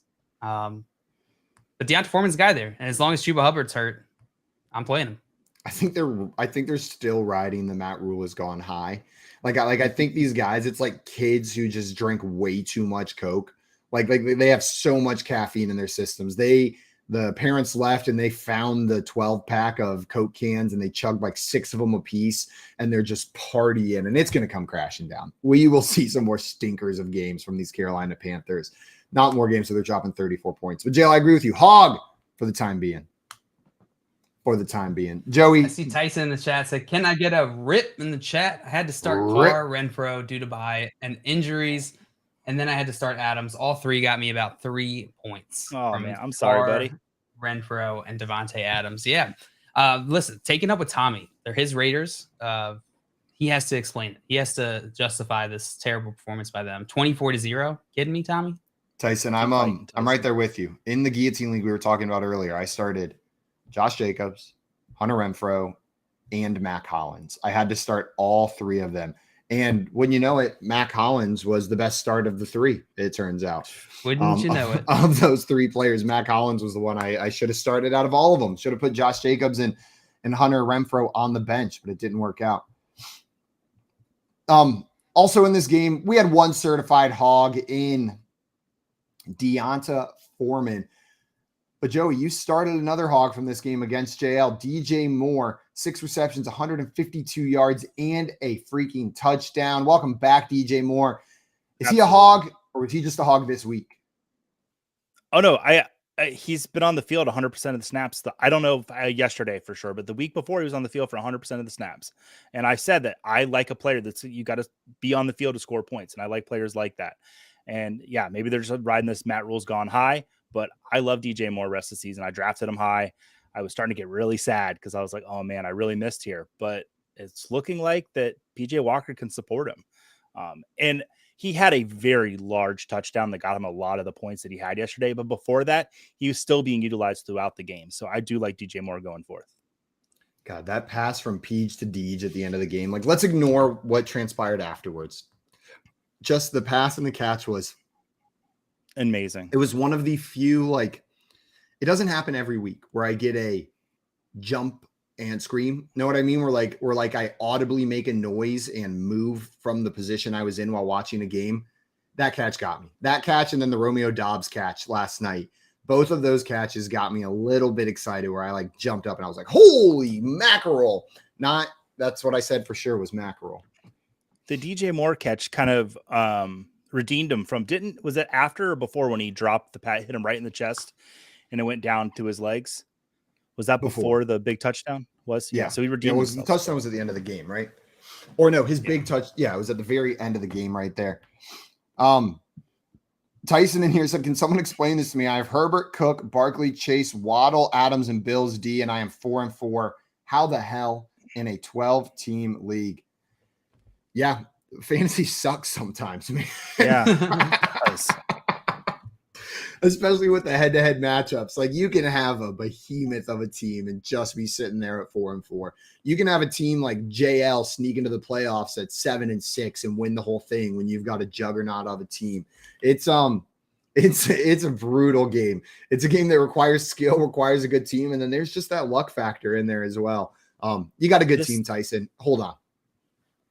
Yeah, this makes me wonder, Tyson, like, have you thought about median scoring for your league? Because I'm really starting to think about it because I've lost a lot of matchups this year that have been like, I have 170 and my opponent has like 174 and the rest of the league has like 120. And I'm just like, this is just, I don't know. I don't like median scoring because all it does is accentuate the way I'm going.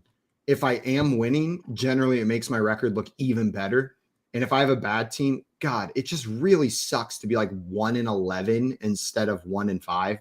Know what I mean? Like, to look at your record and it's like, oh yeah, just keep on freaking piling it on. I get it. Like, to get handed 2 losses every week on your heavily injured team is just like a punch in the stomach. I think it's the same problem I have with like bonuses, like a 40-yard reception bonus, 50-yard reception bonus. Is it just like it makes the gap larger? Know what I mean? Like the winning teams are even further ahead and the losing teams are even further behind. Like, part of the fun of fantasy for me is that parity and that, like, any given week, that team could just outperform you and beat you. Like, I like that aspect. I get it though. Yeah, I agree with that too, Simon. You got to embrace the variance. I'm not a big fan of making the game of making it too much where it's predictable. Like, what's your goal? It depends on the goal of your league. Know what I mean? If you and all your buddies want the most fair, the best player 100% definitely wins, then there's things you can do to do that, right? There's ways you can change that, but that's not why I play fantasy. I like the variance aspect of it. I mean, and the NFL is not like that, right? Like the game that we're modeling our game after is not like that at all. The best team does not always win. That's 100% true. Or the Raiders would be 8-0 at this point, right, Tommy? I'm just really trying to dig in with Tommy. Smiling it on Tommy. I see Jorge in the chat said, love the costumes, especially Simon. Halloween, salud. What up, Jorge? Good to see you, my friend. Good morning. What's the laziest Halloween costume you've ever done? Like, we're like, you just ran out of time. 404 costume not found t-shirt. Oh, yeah, that one's pretty good. That's a pretty lazy costume. Joe, you got like one where you really ran out of time. You had to throw something together. Oh, man. I'll tell you, yesterday morning, I dressed up as you, and that was pretty lazy. I don't know if I've got a real bad one. I think I just threw on a wig one time and ran outside, and that's all I was Pippi Longstocking. But all I had on was the Pippi Longstocking hair that we happened to have in my basement. It was a lazy costume. Dustin said threw on a jersey and was a hockey player. And that's the classic bro costume. Just throw on your sports jersey and say you're a sports guy. Yeah. Guys, let's move on to this next game. The Chicago Bears playing the Dallas Cowboys. The Cowboys won 49-29. And I think it's time to elevate Dak Prescott back into hog status after coming back from that injury. Is Dak Prescott a hog rest of season? Total hog. Snort, snort. Snort, snort. He had 250 passing yards, 2 touchdowns, and an interception, but then added a touchdown on the ground as well. Jell, we talked about this a little bit last night, but I wanted to get your take on it again. Dak Prescott is a top blank QB rest of season. Top 8. Top 8. Joey? Yeah, I said top 10 last night. I like where JL's at because I feel like JL's saying he's number 8, and I like that. I like that he planted a flag on a number. So I agree. That's hot. Yeah, JL, plant your flag. That was pretty good. Everywhere. Oh, yeah. Plant your flag all over Dak Prescott. There is another hog on this team, and Joe, you might have to open your robe wide open for this one because Tony Pollard was the hog of all hogs yesterday. 14 carries, 131 yards, averaging 9.4 on the ground. Oh, and he had 3 rushing touchdowns as well. He had 16 yards through the air on 1 reception, but I mean, that was inconsequential to the rest of his fantasy score. Who needs even that extra 2.6 points from Tony Pollard? He didn't even need the Cats to be fantasy dominant. Is this due to hog, or was this just a hog game? Man, I want it to be a hog game. I want Jerry Jones to say, all right, we're moving forward with Pollard. Zeke, thank you for your service. But I think he's a hog in talent, but he might be a log because of Jerry Jones, if that makes any sense. Yeah, Jerry Jones is holding him back. Jerry Jones, after the game, when asked about whether Tony Pollard, this is like the Tony Pollard coming out party and that he is now the starter after this performance, Jerry Jones said no. Zeke is still the starter. So I wouldn't expect this from Tony Pollard unless Zeke is not playing. I expect Zeke to be starting when he's there. And, I expect this to be somewhat of a split backfield until the end, at least the end of the season. I think Zeke is on for another season after this, right? Yeah, I believe so. Yeah. I think his contract is through 2024. So it's the Zeke show. It's the Zeke show. I think yesterday I was saying someone needs to give Jerry Jones a fake controller, like the little brother treatment. But I was thinking about it some more. Jerry Jones is living his best life. Like, I don't like him, but this is an old man who's just playing Madden for real. Like that's literally what he's doing. Like, this is an elderly man in his last years. He's just truly playing Madden franchise mode, like making moves, picking his favorite players, just taking guys that he likes. There's no consequences in his mind. Like, it doesn't really matter, but he thinks he's killing. Like, he's having fun. And you know what? I can't say if I was him that I would be doing things differently. Maybe. I like to hope I would. Good point, Simon. But he's having so much fun. This is what I think the rest of us would admit that we would be doing the same. That, it is from a place of maybe jealousy. That's what I always like whenever people crap talk on these players that come in and party a ton and waste all their money. And I'm like, dude, they're 21 and they just got handed $1 million.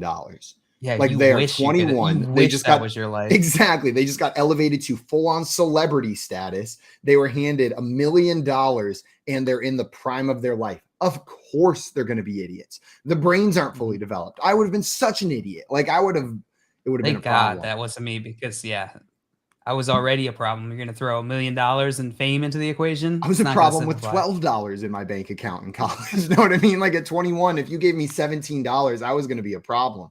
Hand me $1 million, it was going to be a big problem. I would have bought so many movies. Hallen here says, I swapped my kicker from Koo to Elliott. I didn't swap to the Seattle defense, left Denver in. It was a 35-point swing, totally in the wrong direction. Now I need Boyd to go for 40. That is brutal, having your kicker and defense decisions make a 35-point swing in the game. Whew. Yeah, that would have been. That's pretty rough, Hal. What do you think, JL? Can Boyd go for 40 tonight?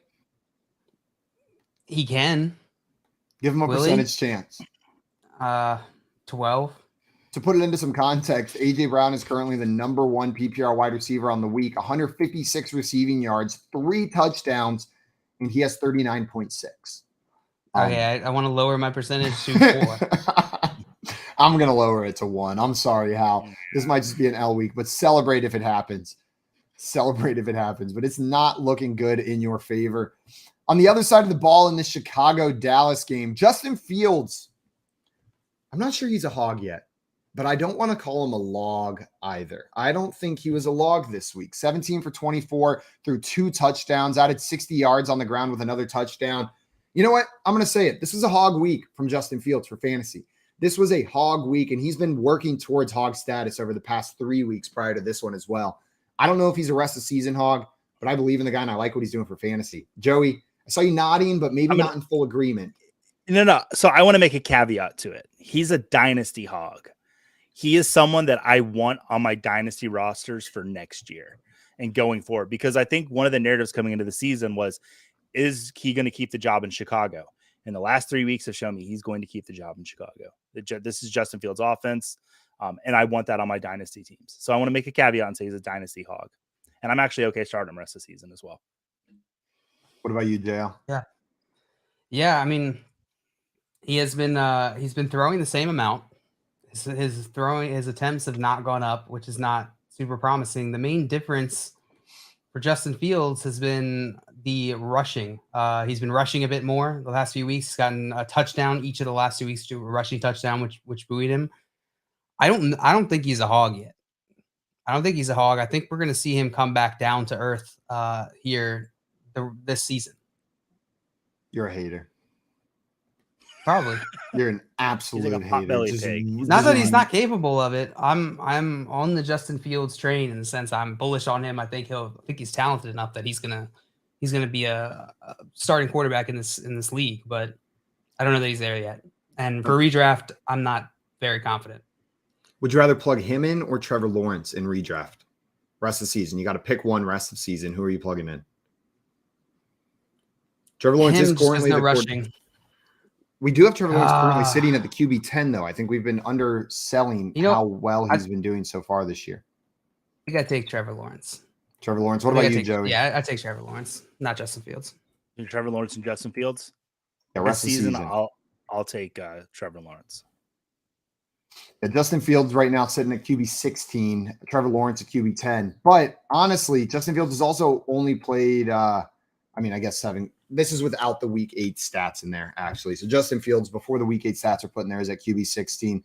I bet they're a lot closer after this week because there's not too much separating them right now. They're only separated by about 18 points prior to this week, and Justin Fields definitely did have the better fantasy game this week. So they may be a little bit closer. Twice as much. He's throwing twice as much as Justin Fields. That's absurd.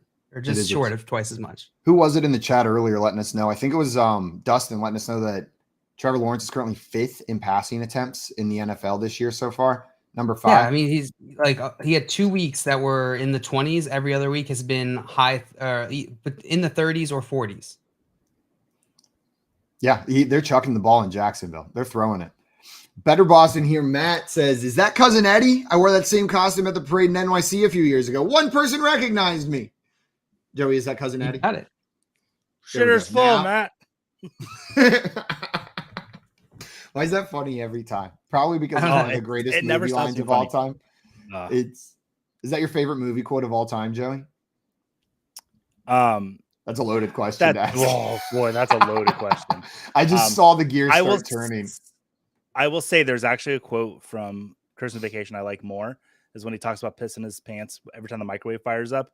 Every Christmas that gets me. Like I laugh so hard every year. So I just quickly ran the numbers here. Trevor Lawrence is averaging 34.6 passes a game. That's pretty high. Yeah, that is pretty high. Guys, in this game, in the Chicago Bears game, Dallas Cowboys, Justin Fields, we mentioned maybe a hog. He's working toward hog status. But I want to talk about these running backs. Is David Montgomery a log? Because Khalil Herbert way outperformed him this week when we look at these two backs. 15 carries, 53 yards for Montgomery, 16 carries, 99 yards, and a touchdown for Khalil Herbert. Joey, hog or log, David Montgomery? I think he's a log. I think he has the talent to be a hog, but I think there's just someone that's better behind him. Now, I think he's going to get used in Chicago because he does have that talent. I assume this is his last year in Chicago, and it's going to be the Herbert show next year. But I think he's a log for now. Sadly. Jail, hog or log, David Montgomery. Monty. Old Monty is currently the running back 32 in PPR. Fun fact. He's a log. He's a log. I mean, I think that is a little bit misleading, right? Because he missed some time. Like he missed some time. That's when he missed Khalil one Herbert game. stepped in. Yeah, a game and a half. He's missed. Yeah, and with only 8 games so far, that'll affect it a little bit. I think he's a good running back. He's been good whenever he's been given the work, but it looks like maybe we're starting to see a shift to, like, at best, a backfield by committee for David Montgomery. But I'm with you guys. Absolute log. Next game I want to talk about, this Dolphins-Lions game. Final score 31-27. Some video game numbers going on here. Joey, any Hogs stand out for you from this game? Which game? The Lions and Dolphins game. There's a lot of Hogs. Let's see. Tua is a Hog. Tua, Hog. Tua, Hog. Tyreek Hill, Hog. That's just the Dolphin side. DeAndre Swift, Hog. Jamal Williams, Hog. Timeshare Hog. Amon-Ra St. Brown, Hog. Yeah.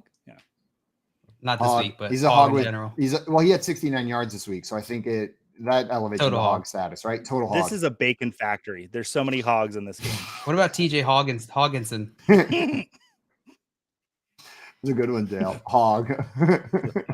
Hey, because of the tight end position, I do think he's a Hog. He's getting work in the offense and one of the best offenses in football. Can't believe I'm saying that, but hey, it's proved true. So it's kind of silly. Tight end 4 in PPR so Overall? far in the season. I mean, a lot of that came in a single game. Yeah, he had that like 40-point game. In what week was that? Week something? A 36-point game. It was absurd. Week 4 against Seattle. Yeah, that was a fun game. That was a fun game to watch. Geno Smith went nuclear in that game as well. And then TJ Hawkinson absolutely killing it. What about Mike Gesicki? I was going to try to shove Hog into his last name, but it wasn't going to be as good. Mike Gahoggy. No H. Mike Hogsicki. We all somehow still know who you're talking about. What about Mike Hogsicki? He had 4 targets, Mike 3 receptions for 38 yards and a touchdown. So not heavily targeted, but happy if you rostered him this week, if you put him in your lineup. See a Hog? I think he's in the glob, right? If he gets a touchdown, you're pretty happy about it. If not, you're pretty upset about it. Yeah, he's like in that Dawson Knox category for me. It's like it's tight end or touchdown or bust tight end, and I would rather get tight ends that I know that are going to get a little bit of work, maybe have a little more targets than just 4 a game, which is kind of hard to find right now. But I'd rather have Dulcich than Mike Gesicki, if that makes any sense. I would as well. Also, I see we had some questions in here. We had a question come in, wanted to know, what do we make of Wan'Dale at this point? So Wan'Dale Robinson, wide receiver for the New York Giants. JL, what are you making of Mr. Wan'Dale Robinson? Yeah, he's just, he's not commanding a super high number of targets. This offense doesn't have a ton of receiving options, which is going to let the defense sort of hone in on him. So I think we're going to get a lot of this, right? Until his targets go up, he's going to be limited. He needs more opportunities in order to turn those into fantasy points, and it's not currently getting that. Like that offense runs through Saquon Barkley. Yeah. Joey, what about you? Is he a Hog? Fully agree with JL. Fully agree with JL. Yeah, I'm excited for Wan'Dale Robinson, but Joe, you're right. It does run through Saquon Barkley, but he'll have big games. I do think he's going to be the most targeted wide receiver on this team over the back half of the season, even though we saw Slayton get more targets this week. We had another question in here from Will. Will said Zeke gets a lot of playing time because he picks up the blitz and blocks better. True. I think that is Zeke is known for his run blocking ability, right? Or his pass blocking ability out there. So I just pulled up PFF here. I think this year. Yeah, this year, Tony Pollard is playing, 21 pass block plays compared to Zeke's 25. And run block plays, he's in on 27 compared to Zeke's 13. So I don't know that that's necessarily the case. Tony Pollard's also blocking a lot this year. Interesting. That is interesting to get that right there. Guys, coming up, we are going to have some Halloween festivities. We're going to be doing a Halloween Mad Lib together. And then we've got our Monday Night Football preview and prop draft. Joey getting in on the prop draft action today.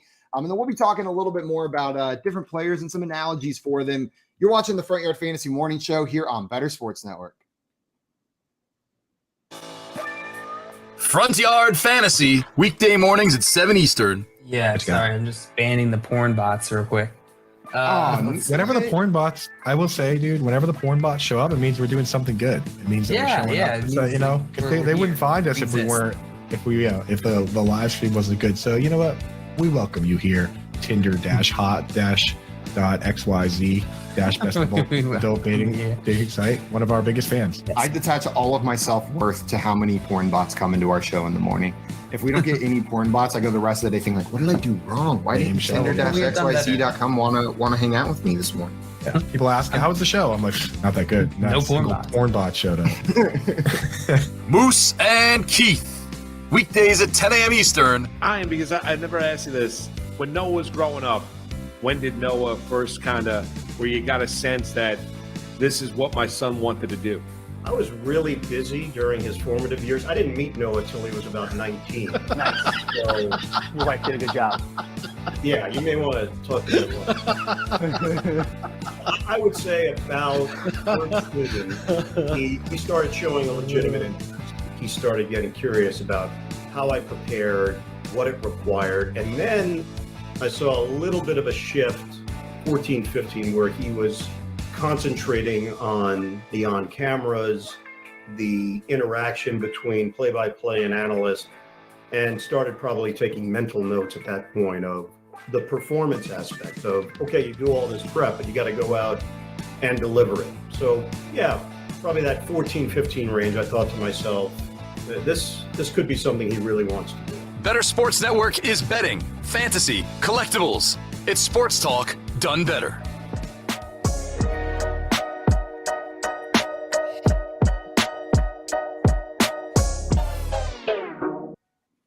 Boo! Just kidding.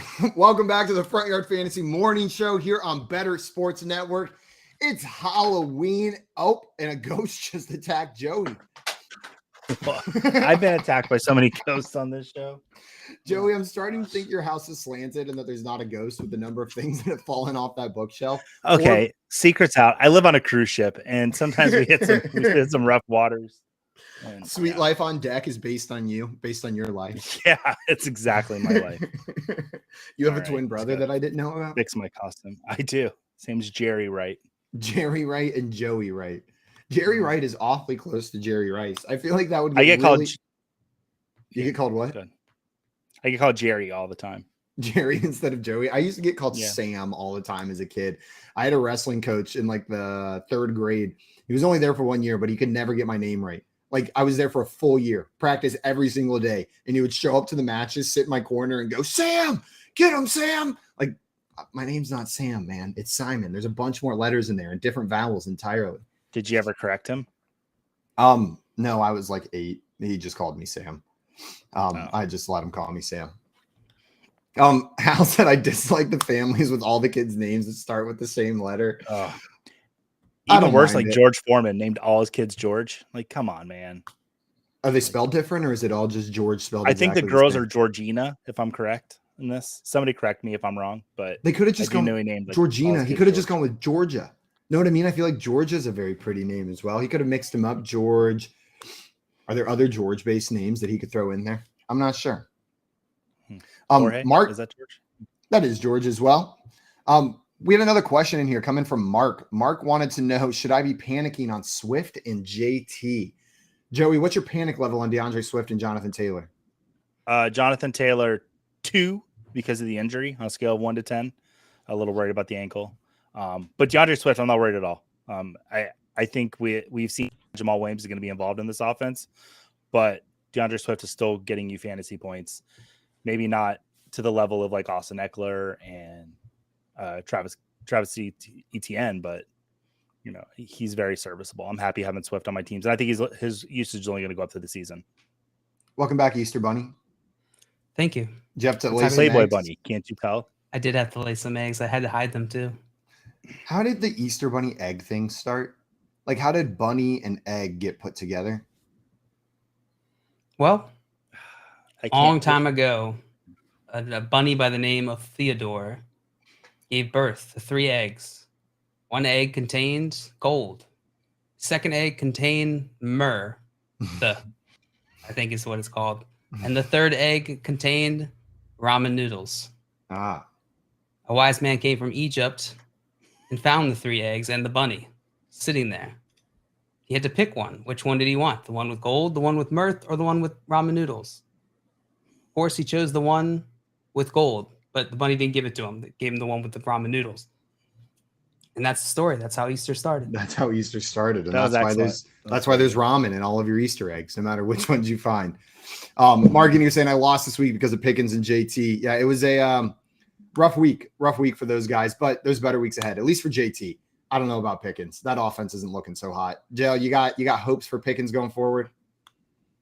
I have hopes, yeah, for sure. He got shut down this game. Which is bound to happen. It was a good defense. Pickens is young. He's a rookie wide receiver. He's going to get shut down in matchups like this. There's hope. I don't think he's a every week start. I think he's a solid wide receiver 2-3 combo rest of the season. Guys, we are going to get into a special segment that we're doing today. It is a Halloween Mad Lib that we are going to be filling out together. Joey and JL, I'm going to give you guys a type of word. I'm going to let you know. I haven't read through the entire Mad Lib, so I don't even know where these words are going. But I want you guys to help me fill in the word. I give you a prompt. You tell me what that word is going to be, and then we're going to read through the story together. I think we do it in phases, in chapters. We'll have chapter 1. We'll get a couple words. We'll read through it, and then we fill in a couple more and see how this story pans out. Jill, that was a really great appetizer story that you just gave us right there about the Easter Bunny origins. It's not a story. It's real life. Oh, stories can be real. That's true. Stories can 100% be real. I'm bad for saying that, guys. Remember that 30 seconds ago I said story. It wasn't a story. It's real life. My bad. Thanks, Jale. I appreciate you taking responsibility for your words in action. I got you. As the first word I need from you, I need an adjective. Horny. Joey, are you in agreement with horny?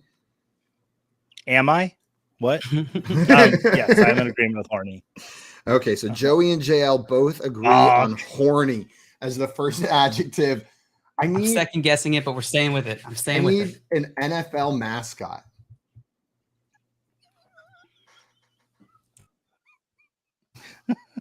Packer. Just because the horny Packer sounds funny. All right, let's go with Packer. With a Packer. Okay, so we've got a Packer in there as the NFL mascot. The next one I need never invited me back. I need a place. Bali. The Alamo. Which one's it going to be? You guys got to decide together. What do you think, Joey? What's funnier, the Alamo or Bali? The Alamo, yeah. Because we'll remember it. So yeah, they don't forget. Yeah. They don't forget. So far we have horny, Packer, and Alamo. I now need a verb. Let's let the chat guess this one. Yeah, if you guys have a verb that you want in this story, throw the verb in there. We will. Joey and I will choose based off your guesses. Let's see your verbs. Is that a verb they need? Yeah. Show us your verbs, everybody at the same time. Hal had some good. Hal said for the place Tucson. Curmudgeonly. That's an adjective. I don't think Hal knows what a verb is. We need something that you do, something that you're doing. See if we got better. Drooling. I like drooling. Muffed from Dustin. Do you want drooling, muff? What are we going with, guys? What do you think, Joey? I kind of like drooling. It's the theme. It's disgusting. That is so gross. Oh, but Jay came in with flapping right at the. Flapping's pretty good. Flapping, yeah, we're rolling with flapping. Flapping. That's funny. Sorry, drooling. You've been replaced by flapping. Okay, and let's do one more before I read you the introduction to our story. I need a noun. A noun. Ostrich. Is there an NFL related noun we could pick? Roger Goodell. I'm going to say not a proper noun. Oh, damn it. Referee. Okay. I like referee. That. Okay, we got referee. Let's see the beginning of our Halloween story. I have no idea how this is going to read. But guys, the title of your story is The Best Halloween Party Ever. The best Halloween party ever. Let's go. Last night. Good start. I went to the most horny Halloween party. Yeah. The invitation was delivered by a Packer, and he told me to go to the deep, dark Alamo and flap all the way to the very top of the spooky referee. That's the setup. Remember, Okay. you are now at a horny Halloween party. A Packer delivered your invitation at the Alamo, and you flapped all the way to the top of the referee for this horny Halloween party. I wish we knew which Packer it was. I've been in the Alamo. It's pretty dark in there, so I could imagine there being a very horny party at the Alamo. I think every party at the Alamo. I went to They have little prison cells over there.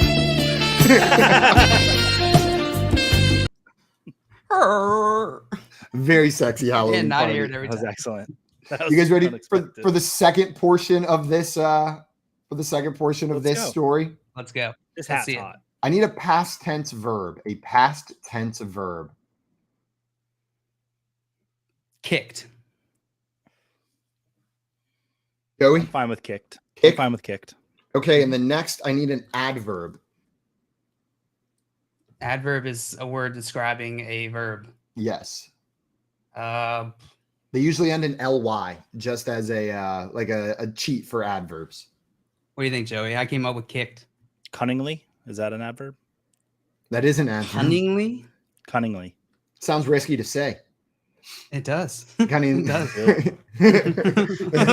There's a couple words it's awfully close to that I'm a little uncomfortable saying. We can go a couple different routes here. Feels like a risky one for someone who's a little loose with his words sometimes to try to stay on air live. But we can do it. Is that the one you guys want? Yeah, because I want to see you mess it up. All Okay. right, let's go with cunningly. And I'm going to not say it right now. That way I limit the number of times I can mess it up. Keep saying this is just going to become erotica, potentially. Next, guys, we need an exclamation. Oi. I like Oi. oi. Oi or Oi. oi, a? Just one oi? Just oi. Single Just oi. one single oi. So we've got as Oi. our explanation. And then we need an NFL player. Tim Biakabatuka. No. What? Let's go with let's go with Chat, what NFL player should we throw in here? Yeah, Let's let the chat. chat Let's decide let on the the chat NFL decide. player that's going into this story. There's some I'm good getting ones. though. Biakabatuka in this Mad Lib. Don't you worry. Yeah, you got to fight JL to get Biakabatuka in the Mad Lib, though. Bianca Patuka. House of Ian? Jalen Duran, Tiki Barber from Jay. It's a good one. Going You guys see any, like- Taysom Hill from Dustin? Yeah, Ooh. Taysom Hill. Taysom Hill Let's feels get like him a in winner. here. Yeah. Taysom Hill. And now Good one. I Good one, need, Dustin. now I need a Halloween costume. Slutty nurse. Joey, how you feeling about slutty nurse? I feel I'm on the record. I'm pretty good. I feel pretty good about slutty nurses, especially on Saturdays when my wife dresses as one. But yeah, let's go with that. Okay, so let's read the next part of this story, guys. You guys helped create this. The next part of the story. So as a reminder, you just flapped all the way to the top of the spooky referee for this horny party at the Alamo where a Packer delivered your invitation. Here's where we pick up. I kicked the doorbell cunningly. Oi! My friend Taysom Hill answered the door dressed up as a slutty nurse. Yeah. That's where we Yeah, are you did. right now. That's where we are right Okay. now. All right, and that's Pretty the beginning good. of the story. So we're friends with a slutty nurse, Taysom Hill. Okay. yeah, That's a Of good course. for friend his to have. horny for a horny Halloween party. Oh, boy. Guys, Before we get on to the next Mad Lib, Dylan had a question for us. Trade Fournette and Godwin for Travis Etienne, half PPR league. Oh, man. It's too much. It's too much to give up for me. Yeah. It's Yeah, too I'm on much. the Fournette Godwin side. It's a little too much value to give up for Etienne. I do. Fournette God- might end up finishing close to Etienne. I would I think do if you Godwin want plus PC like AJ Dillon or something like that for ETN. Know what I mean? Like one of this like next tier of running back I might do, but Fournette's potentially a top 12 guy. Yeah, What about Godwin and Deonta Foreman for Etienne? I would do that. I would do that Do as that? well. Just I think because where you got Deonta Foreman from, you got him from the waiver wire. You didn't draft him, so. Fair enough. Fair enough. Uh-oh. guys, I think we got someone who's going to help us out with the next section of the Mad Lib over here. Joining us live from Reykjavik, we've got the man, Coop a Fiasco coming on the show right now. Coop, What's Coop, up, Coop? Coop? What's up, Dan? Can you hear me all right? How's my We video? can hear you. Look Yo, great. Iceland's got the hook you up guys- with the internet. Whoa, what are we looking at? Is that a geyser? ground parts? We're at a geyser, and you can thank producer Keith because you got like it literally just erupted like 30 feet 1 second before you put me on. Oh no. So No. way to go, Keith. Hey, attaboy, Keith. Damn Clap it up. Keith. Clap it up for What's Keith. it? Clap it up for Keith, everybody. Hit that fun button for Keith, That's Mitchie the awesome. geyser. Was anyone burned in the geyser erupting? Oh yeah, it was pretty dramatic. So actually, probably couldn't have put it on air, but That's true. anyway, I'm really enjoying the Mad Libs, dude. These are great. You want to help us with out? this next chapter? Yeah, let's do one. Coop, There's I need there's Mrs. Coop over there in the black. Hold on. Hey, Kate, Kate. Kate, Mrs. Coop. Kate, can you hear She's us? busy. She's busy with the No, geyser. she can't hear that. She's busy with the Yeah. geyser. Coop, the next word All I right, let's need do is some lists. I need a silly word.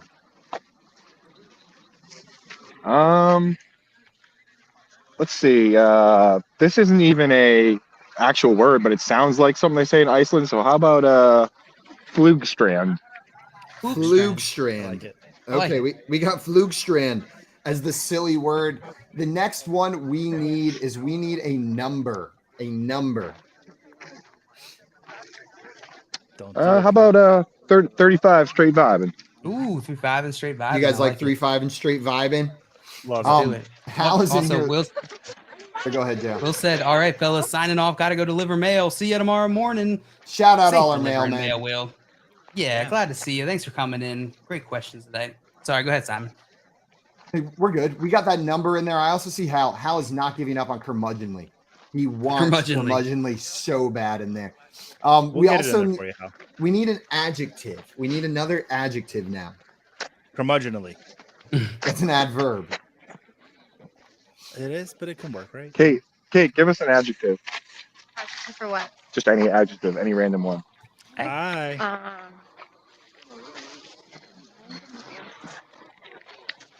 She's Did we get an shy. adjective?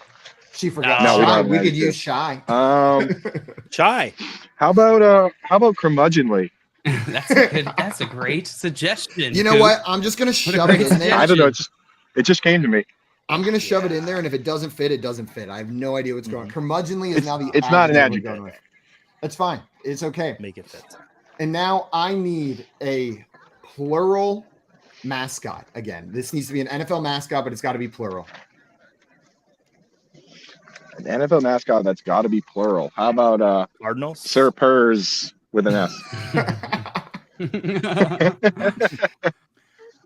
What about the Jaguars?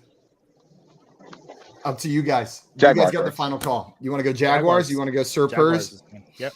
We got Jaguars. Every single NFL team ends with an S. Every single NFL team ends with an S. Yeah, it's true. Okay, we're gonna read this next portion of the story. I'm gonna read it to you. We just got a couple sentences here, but Coop, I wanna let you go enjoy that geyser, but I want to let you hear the work, the art that you created. So we're gonna back up a little bit. A reminder: you just rang the doorbell. My friend Taysom Hill answered the door, dressed as a slutty nurse, and said, "Flugerstrand." There were 35 different costumes, including curmudgeonly ghosts and mummified jaguars. So we've got a slutty nurse, curmudgeonly ghosts, and mummified jaguars all at this party so far that Taysom Hill invited you in as. Coop, a work of art that you just created here. Interesting. True Pretty beauty. beautiful stuff, guys. Thank you for letting me be a part of it, even though I'm technically on vacation here. Yeah. That's Before true. you leave, I hope you're what's enjoying more- your vacation. It looks beautiful there. Yeah, what's more beautiful, the story we just created or the geyser that you just watched explode? 100% this story, dude. I knew it. Absolutely. It brought a tear to my eye, dude. I can picture being at that party, and I would have some words with Taysom Hill. Oh, I bet. What kind of words? I'd have some words with Taysom Hill in Some that stern costume. ones about The stern ones. You take that off. him ruining the tight end position. I would have him demand that his agent change his label to something different. I think he'd be on board with that. Did it go again? Yeah, it's gonna go in like 5 minutes. We missed it again. No, it's going in 5 minutes, is what I just heard. Boom. We got Go the sit inside on it. scoop Go in the sit on background. it. Go. Hey, Coop, will it be like one of those cartoons if you sit on it? All right, I'm gonna go sit on the guys. Yeah. Enjoy your day, Coop. Enjoy vacation. Thanks for And helping us then, with and this then go story. walk up to people and fart and say poop water. You know, guys, I always wondered when when I would call in if it was annoying and like just completely unnecessary. Now that Coop has done it, I see that it's pretty much that. No, we love Coop. Wow. Joey, we will fight you trying to make an enemy out of Coop over here. Coop, thank you so much for joining us, man. Enjoy the rest Unreal, of your vacation. Bye, Coop. Love you, buddy. Catch you guys. Say bye, Kate. See ya, Coop. Thank God he's gone. Coop, Man, this story's turning into something sexy so far. Also, Dustin in the chat says, if Keith isn't currently photoshopping Taysom Hill as a sexy nurse, he should be fired. Quick update. We have a message from Keith. Before Dustin sent that, I was editing Taysom Hill as a slutty nurse. So he is way ahead of you, Dustin. 100%. Yeah. We are Oh, getting God. that done. He's over there. You editing guys that have right fun now. on this morning show. Man, this is so much better than the other stuff we do. We're allowed to say whatever we want. There's no rules, right? Poop, animal piss. You can say whatever you want. Joey, try saying animal You always piss. say that. I literally said shit right when I came on. That felt great. Guys, let's continue this story. We're getting towards the end go. over here. We are getting towards the end. I need another adjective from you. Furry. Sweaty. Furry. Let's go with furry. Furry. Gross. Furry. And now I need a past tense verb. Humping. Humped. Humped. Wait, yeah. Past tense. If Okay. you'd be in the act if you were okay, yeah, humped. And then I need a body part plural. Body part plural. Toes. Yeah. Okay, we got toes. And that's what Hal said as well. Toes. We got a toes Ow. squad. Toes on the mind at the Front Yard Fantasy Morning Show is what we got. Oh, Dustin, don't say that. Watch your mouth. Go to the It's corner. Disgusting. You're in timeout, Dustin. Too far. I need a verb. Squirted. Don't. It's got not past tense, just present tense Sniff. verb now. Sniff. You're going with sniff or squirt? Which one's it going to be? Sniff. Sniff, please. Jail seems adamant that sniff's getting in there. We'll put sniff in there. And then a noun plural. A plural noun I need next. Munchkins. Let's go. Let's go. Are with we allowed to say Munchkins. that? Like Wizard of Oz munchkins? Like the donut holes. Oh, I was thinking the I was thinking donut Dunkin' holes. Donuts. Okay, yeah, Dunkin' Donuts munchkins. That's what I was thinking too.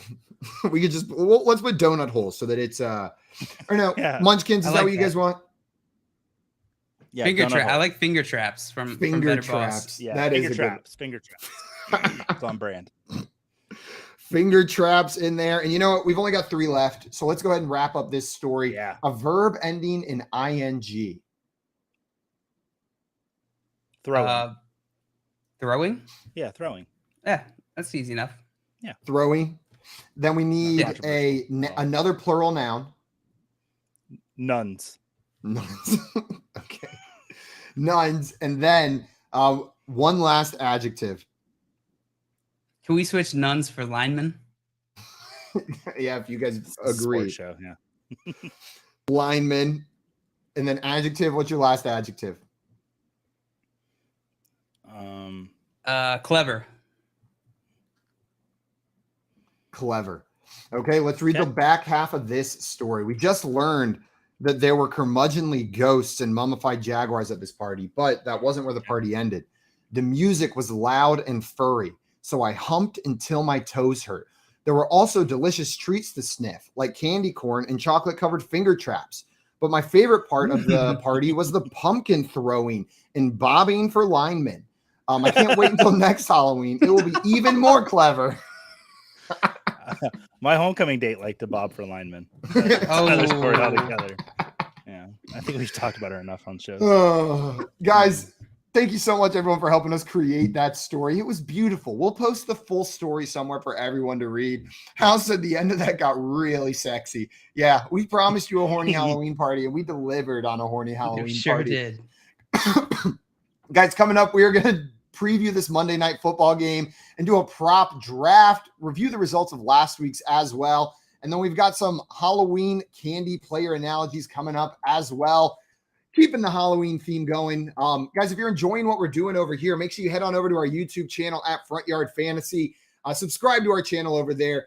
We do more of this, more fantasy football analysis and more nonsense. You can find both on our channel, so make sure you're subscribed over there.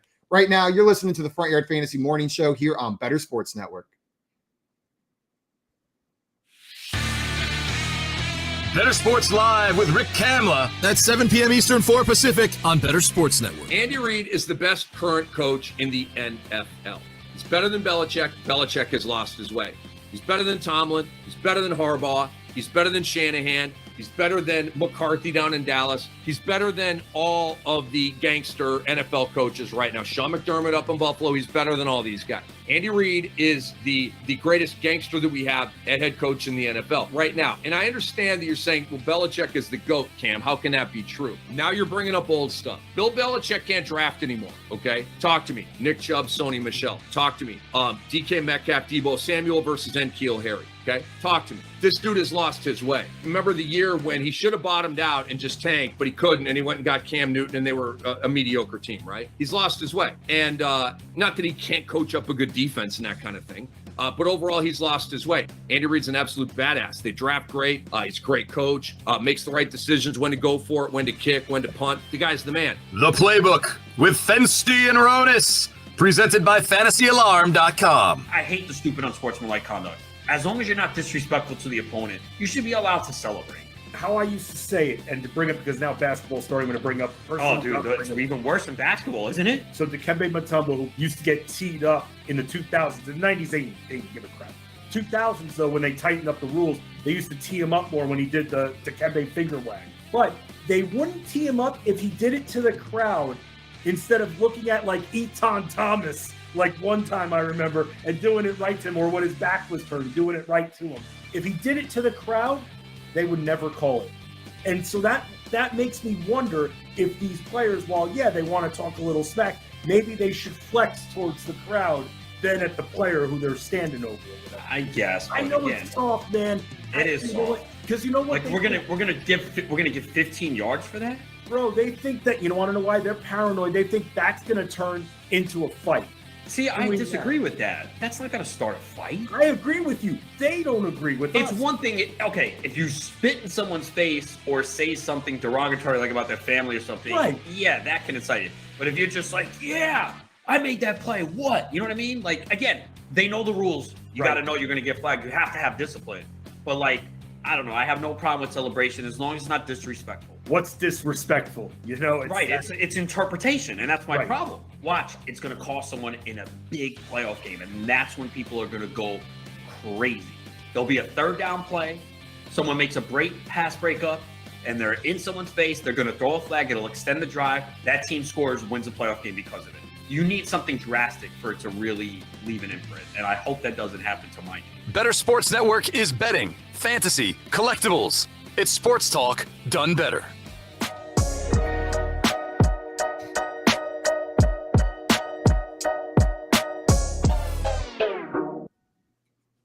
What's up, everyone? Welcome back into the Front Yard Fantasy Morning Show here on Better Sports Network, and happy Halloween to everybody joining us.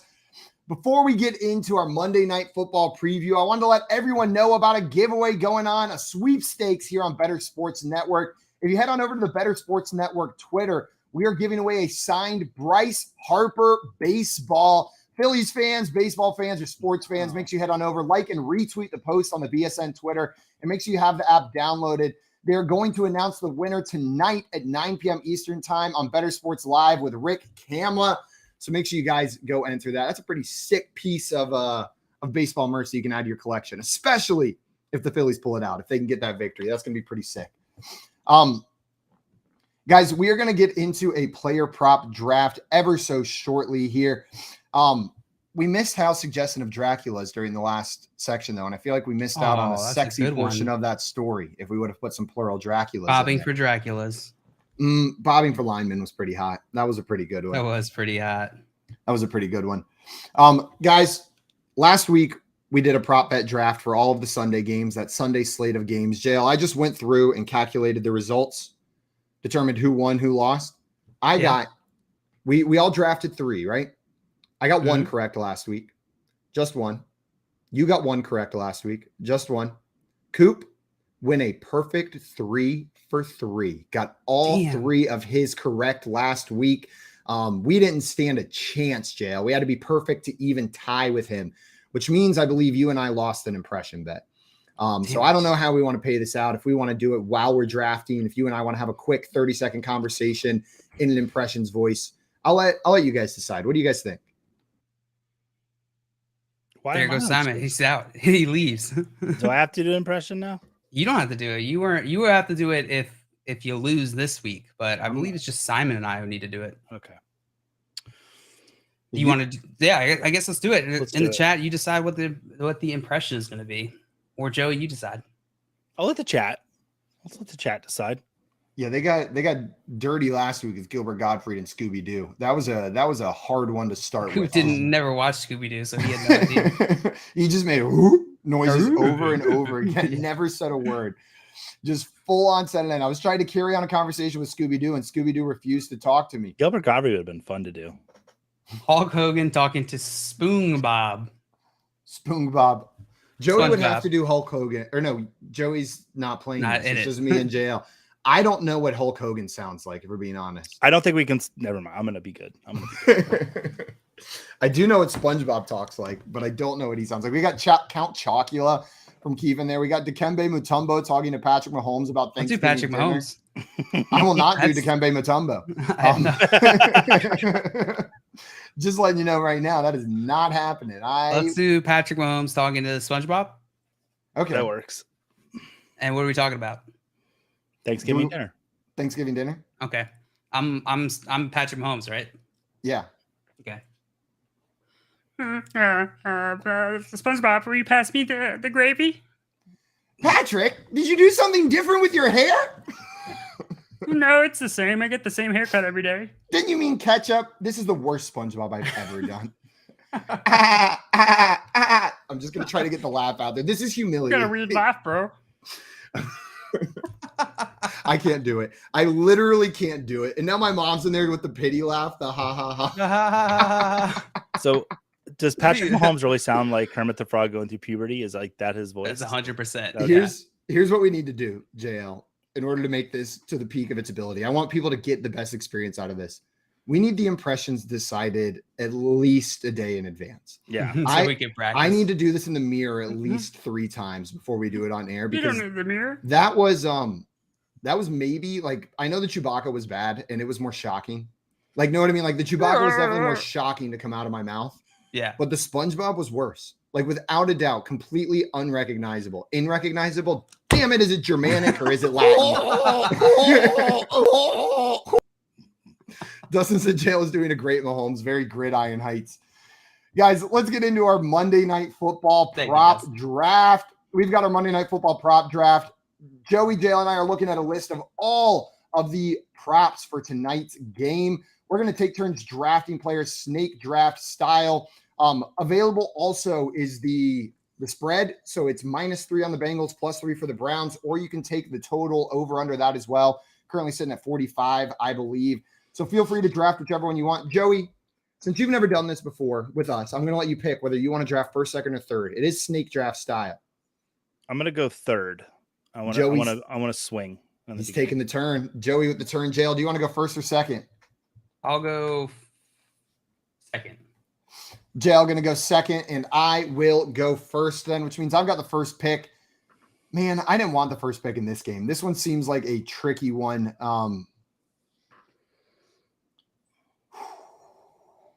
I've got a couple that I was looking at, but I'm trying to play the game. Like, will this one get back to me? Will this one get back to me? Am I going to have this one come back to me? And I do not know. I think here's what we're going to go with. We're going to go with Donovan Peoples-Jones, 43.5 receiving yards. I know it's a high line for him, but I'm taking the over on Donovan Peoples-Jones, 43.5 receiving yards. I think with David Njoku out, he sees some extra work, and he's going to hit that. So Donovan Peoples-Jones over 43.5 receiving yards, the first pick of this draft. Jail, you're up next. Over? I'm taking the over. I'm taking the over on that. All right, I'm up next, and I'm gonna do I'm gonna go in the receptions category here. I'm gonna take T. Higgins receptions, which is set at 5.5. I'm gonna take the over on that. Ooh, that's a pretty high receptions line, but I'm with you, Jail. I like that one. I was considering it. But 6 receptions is a lot to call for from any player, right? Yeah, it is. It is, but I think they're going to have to pass a lot tonight. And I think that T. Higgins with Jamar Chase out is going to be the main beneficiary of that. I like both the picks so far. Dustin, and you're saying awesome pick, Simon. Thank you, Dustin. I appreciate it. Joey, it's up to you now. You got 2 picks back to back. Where are you going? Yeah, I'm going to take 2 Browns props, actually, which is kind of weird. But I like the receptions category. It feels like the one that I can predict the best. So I'm going to go Amari Cooper over 4.5. That just seems like a lock. Like, really? Like 4.5? Like, easy. I think he'll get 5 to 8 receptions tonight. And then actually Kareem Hunt, 1.5 receptions. That just seems really, really low for someone that we know gets passing downs work for the Browns in a game they're going to trail. So, yeah, it's Kareem Hunt. Over 1.5 receptions and Amari Cooper over 4.5 receptions. Am I allowed to do that? You can do that. Okay. It's a Monday night game. There's only one game we're picking from, right? So you can do that. The Kareem Hunt one I was hoping would sneak back to me, Joey. Well, it didn't. I was hoping that one would get back to me. That one seemed juicy. I like that one. Mm-hmm.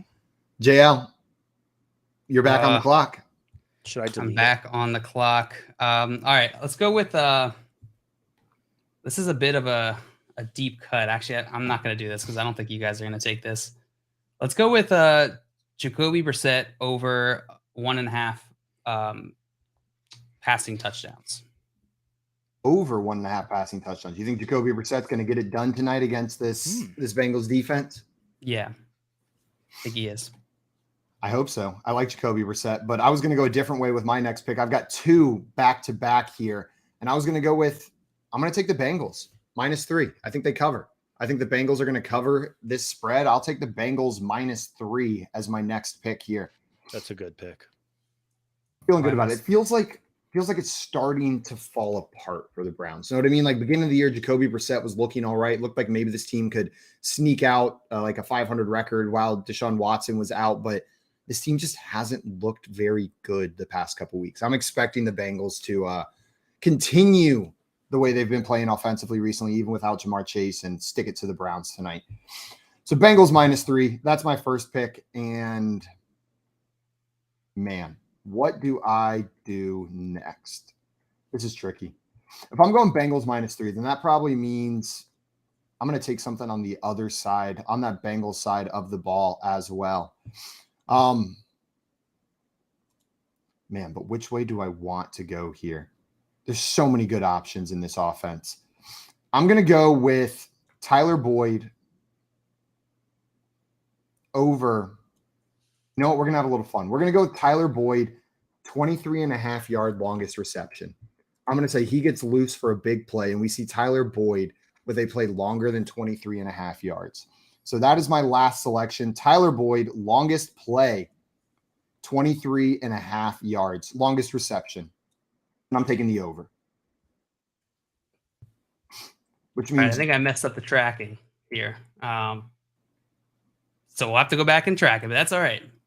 As long as we get all the props that we picked in there, I can go back and assign them afterwards. Joe, you got the next pick. What's your next pick?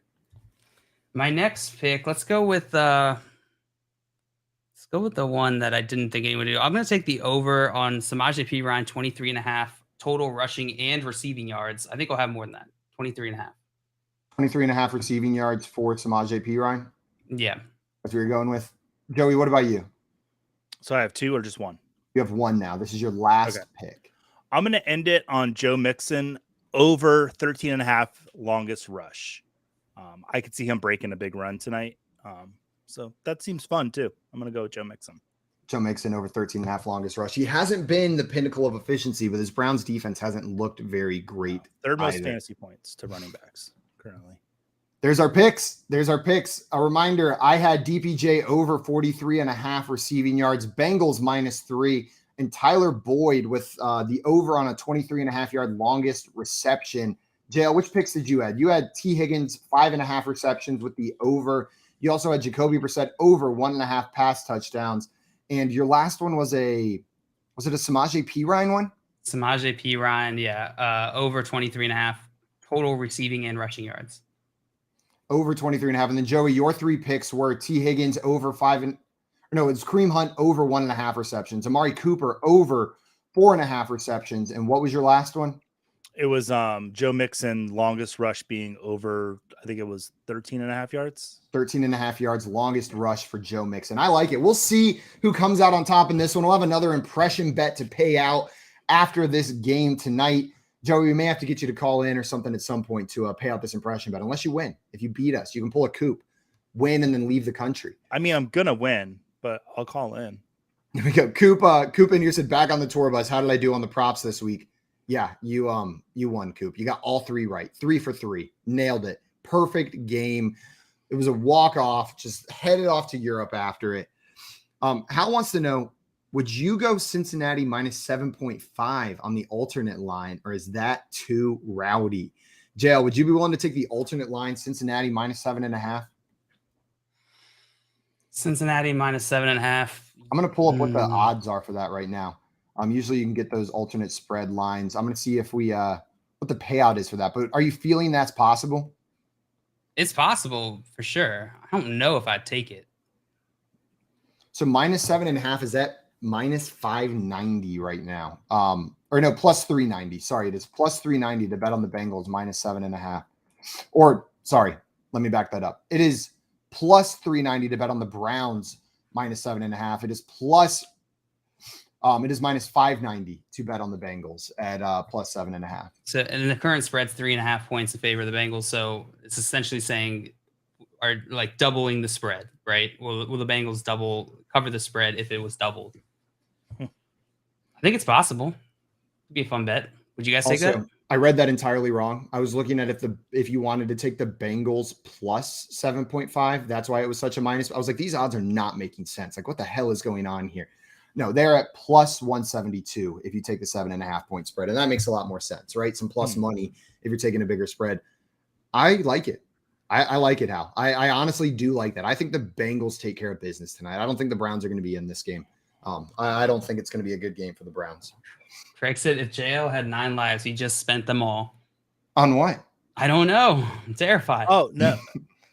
That's a line from Christmas Vacation. Oh, I see. When the cat eats the, yes, the lights. The lights on the Christmas tree. Good job, Craig. Nice one, Craig. Coop says loser leaves town. Yeah, loser leaves town. Get out of here. You're already out of the country, so look who the loser is now, Coop.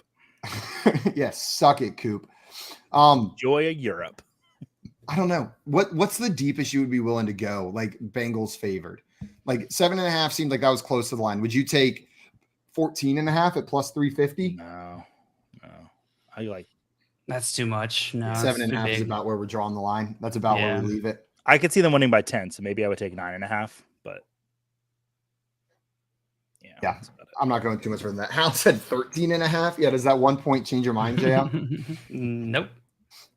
What about 12.5? Maybe we just keep now I'm interested. Now you're interested. Also, Dustin down here said what was he saying about? He said unless Hunt gets traded. Awesome pick, Simon. Unless Hunt gets traded. Well, I doubt that happens before the game tonight, right? We're not going to see Kareem Hunt traded before the game plays. I guess that would ruin everything. Probably not. Also, House of Jail, why do you like your money so much? Well, that's a good question. Because it buys me stuff. Like what? What's the last thing your money bought you, Jail? I just don't believe you. The last thing, you know what? I could tell you because I have alerts. The last thing my money bought me was a bowl for Maria that was like acai bowl and a smoothie for myself. Wow, that's beautiful. What kind of smoothie? Wild berry. Oh, lame. Something like that. Absolutely lame. Guys, we are going to continue with the Halloween theming of today's episode. We got Cousin Eddie and the Easter Bunny here with a really lame guy who's wearing a spooky t-shirt. And we're going to give you our best Halloween candy player analogies. JL, you want to kick us off? You want to let us know? Well, JL, kick us off. Great. Thanks. All right. Well, my first one is candy corn. Taysom Hill is candy corn. Everybody hates it, but it's all right. and a ton of unnecessary flair. Just everything about candy corn is unnecessary. It has all those colors, yet it like each color tastes the same. It doesn't really need all that. That's Taysom Hill. God, candy corn's disgusting. Candy corn is so gross. So, Jail, just that alone, candy corn and Taysom Hill give me the same visceral reaction whenever I see them. Just why? Like, you're not candy and you're not a tight end. Like both of those are true. Taysom Hill is not a tight end and candy corn is not candy. It's wax. It's colored wax. And of course, Jay likes candy corn in the chat. Said, watch your mouth about candy corn. Dustin likes candy corn as well. So good. Yeah, what the hell kind Taysom of Hill, candy corn so are you good. guys having? Man, it's just awful. Joey, you like candy corn? I'm indifferent on candy corn. Like, I'm not reaching for it, but if it's there and I'm feeling fat, sure. Which, according to Jay, I have been feeling fat lately. So, Joey, do you have one for us? yeah, I'm gonna go with a Reese's Cup, and Devin Singletary is a Reese's Cup. How so? He's not our first choice. You're not even sure if you like it, but once you have it, you realize it's actually good and it satisfies exactly what you need. So that's Devin Singletary for me. This feels like this was exactly your experience with Reese's Cups. Very recently. Yeah. My daughter went trick-or-treating and she's like, Daddy, eat this candy. And I'm like, oh, it's a Reese's Cup. I'm like, fine, I'm going to, make my kid happy because that's apparently what parents are supposed to do. And ate the Reese's Cup, and I said some really horrible things about Reese's Cups last week, but it was actually pretty good. It was actually pretty good. I like that. It's pretty personal candy anecdote, but it's a candy anecdote that works. Yeah. Mm-hmm. The shaped Reese's Cups are better than the cup ones. I think we talked about this on stream last week. It was like a little one. It was a little one. Yeah. Coop was bringing up that the ratio is just so much better on the ones that are shaped like pumpkins. Like, it's just a better ratio. I think that was Coop who brought that up. Coop has one for us before we move on. He said, Latavius Murray and Kenyon Drake are milk duds. They just get stuck in your teeth / backfield and won't go away. Super annoying. That's a great one, Coop. That's 100% a great one. And Hal said candy corn is good if you got a bottle rocket up your nose as a kid. What? It's very specific. I just anchormaned that. I did not read that before I said it out loud, and then those words confused me. Candy corn is good if you got a bottle rocket up your nose as a kid. What are you it burnt saying? all of your senses. Oh, he said you can't taste anything anymore. That is I thought the candy corn was solving the problem of removing the bottle rocket, Hal. I thought he was saying like it's for old people. Jay says Zach Wilson is like black licorice because he sucks and nobody likes him except your mom. So, and my dad likes black licorice. My dad likes salted licorice. Have you guys ever had salted licorice? No. Why would I ever have that? It's a popular candy in the Netherlands. It's covered in salt. It's black licorice covered in salt. That sounds like your favorite. Now, is this a Netherlands thing, Simon? Is that why you're so salty all the time? I don't know. I do like salt. I feel like Simon's the type of person that's had like a herring dipped in spearmint because it's good in the Netherlands. Yeah. Herring dipped in spearmint. When I was 12, I was in the Netherlands and I was a really picky eater as a kid. Now, I'll try anything. I'm not saying I love all foods, but I'll try anything. I'm open to trying it. I ate chicken feet when I was in China. If you put it in front of me, I'm going to eat it. I've eaten cow intestines, whatever you put in front of me, I'll eat it now. But when I was a kid, that was not the case. I ate pretty much cheese and grapes, and that was my entire diet. Throw some applesauce in there if I was feeling really saucy. But I was in the Netherlands with my dad, and we go, and he offers me a PSP to eat a raw herring, the entire fish. A PSP, a PlayStation Portable? A PSP, and this is when PSPs were hot, okay?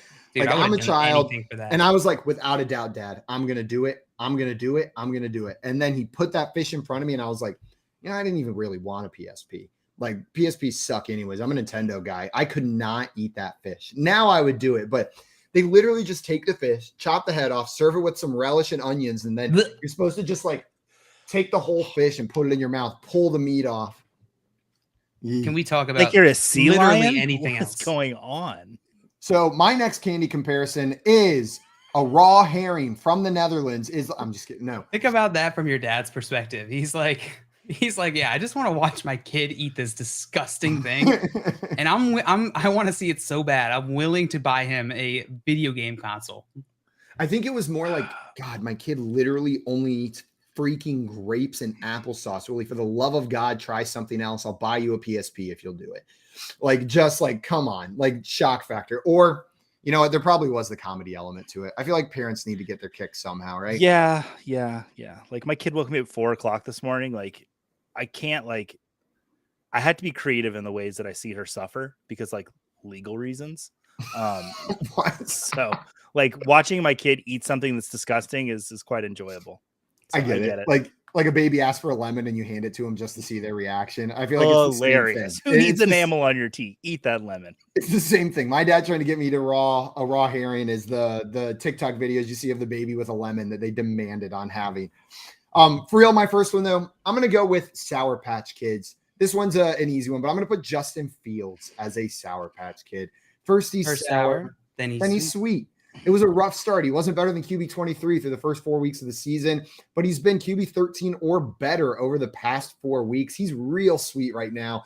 Justin Fields is my little Sour Patch Kid. I still liked him even when he was sour, but now it's nice that he's sweet. We're to the good part.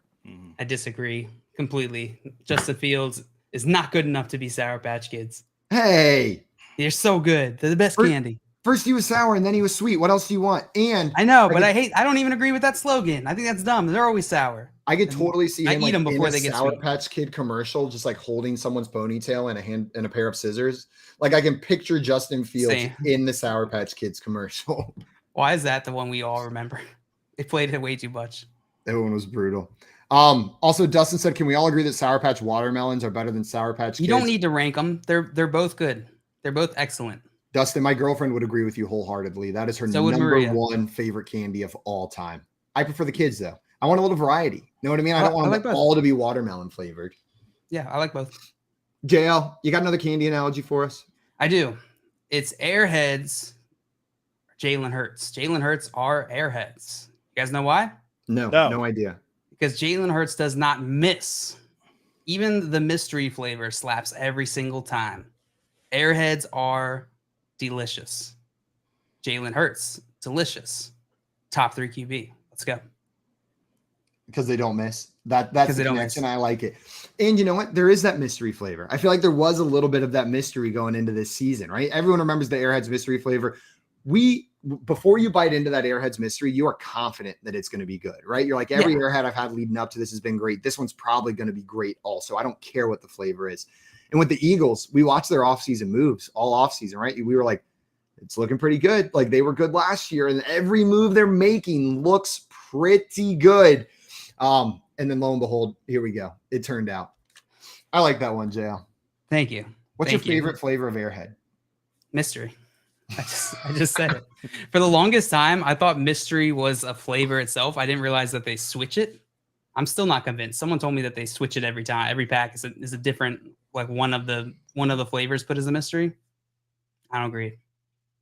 So we got Scott Fish in here with some Reese's slander. Said Elijah Moore is a Reese's peanut butter cup. A lot of people love him, but then you realize he puts up 0 fantasy points and is a terrible fantasy asset, just like peanut butter cups are a terrible candy. Damn, bro. Scott woke up feisty. Yeah. He woke up ready to fight Elijah Moore. He had an Elijah Moore nightmare last night or something. Dude, Elijah Moore. Scott, I was at Spirit Halloween and I thought of you because there was a pickle costume and I was going to wear it and be the most terrifying thing I could think of just for you. But then I was like, I don't want to spend $40 on a joke for Scott Fish. You should have. Some of those costumes get absolutely wild, though. Some of those costumes are just a little bit too over the top. Also, Jay saying, I will not take the Reese's slander. Reese's is the 101. I don't think any of you are spelling Reese's right, by the way. Fat Boy here said something nice about Reese's, Jay. You need to calm down. Like, they're not 101. They're like, I said something mean last week about them, and I had one. I was like, it's not so bad. Also, Craig said, I've learned one thing from FYF shows. It's that Scott Fish and I should never go out to eat because we have completely opposite food tastes. They've been opposite on every single food take so far. So Craig and Scott, you guys could order different things off the menu. You don't have to. Yeah, you don't have to order the same. You can just eat your meat. Like I don't eat meat, but it's not like I can't go out to have a nice meal with non-vegetarians. Can we Jail, you corrected their spelling. But I want to hear, if you are saying that candy, how do you say it? Reese's Pieces.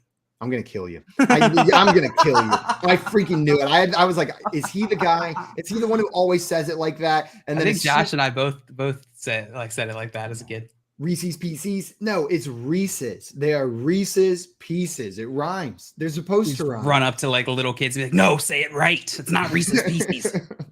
But you're not a kid anymore, JL. Now you're an adult. Now you're an adult. Have you seen what I do for a living? You do have bunny ears on right now. I have bunny ears on at work. And we just filled out a Mad Lib. About horny Halloween. Okay, so back to the adult side. That's a point on the I'm an adult side, JL.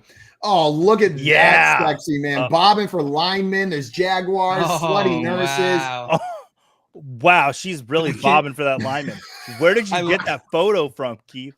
Talk about our work. That's Keith's full-time job. Wow. Who was making that? Also, I don't think there was a lineman in her. Never mind. Also, my doctor's currently wearing a 4.5 foot long white wig, dressed as a warlock at work. I respect the hell out of that doctor. You walk in and your doctor is just full on magician, like just like actual magician in the office. Oh my God, that's great. Also, Jason, what the hell was that? Yeah, if you weren't here for the Mad Lib, that might not have made sense. And if you were here for the Mad Lib, it probably still didn't make complete sense. But at least you had some context for that one right there. I got to bond with Keith over the weekend. We both watched a movie together. Not together, but we were watching at the same time.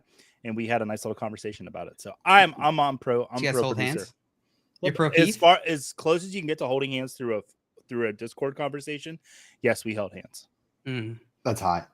You and Keith, Joey and Keith watching a movie. Hey, everybody watch Barbarian tonight. It's really spooky. Oh, that's the movie you texted me about. That is that the movie you watched with Keith?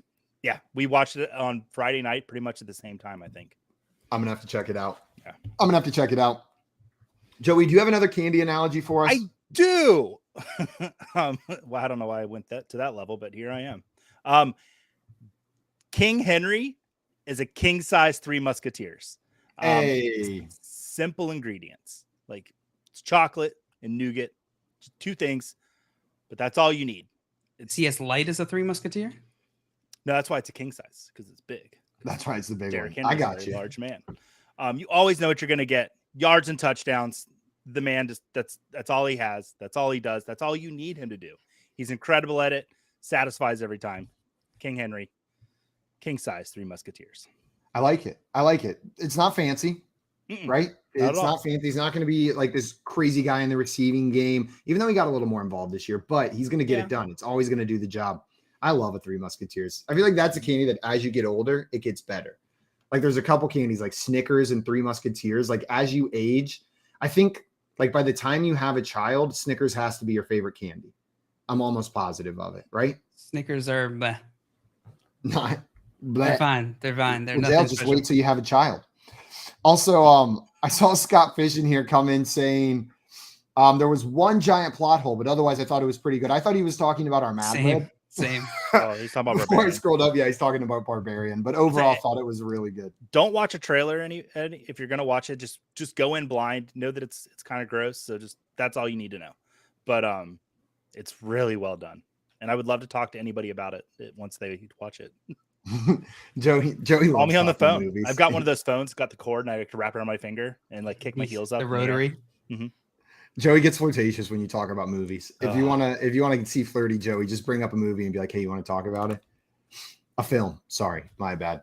Guys, I got another one for you. Here's my second candy comp. DeAndre Hopkins is a giant pixie stick. One of the big ones in the plastic tube. You know what I'm talking about? It's got like the staple on the top that you have to rip off. And the reason is this offense looks like someone just poured a gallon of sugar into everybody's drink and got them hyped up with DeAndre Hopkins coming back, right? DeAndre Hopkins was the pound of sugar that comes in a giant pixie stick that's giving Kyler Murray the sugar rush right now and allowing him to play well. Like DeAndre Hopkins is the sugar rush for this team. This offense is a different beast without him in there. And that giant pixie stick is about as sugar rush as you can get from candy. It doesn't get any more sugar than that. It's just a tube of sugar. That's it. That's I like that one. I like that one. It's less about the candy itself and more about like the utility of the candy, right? Yeah. He just got like a pixie stick vibe too. You know what I mean? He does. I could see him like on the sideline, just ripping open some of the paper ones, throwing them back, jumping out there on the field. Remember Marshawn Lynch? That was just handfuls of Skittles on the sideline. Oh yeah, that was badass.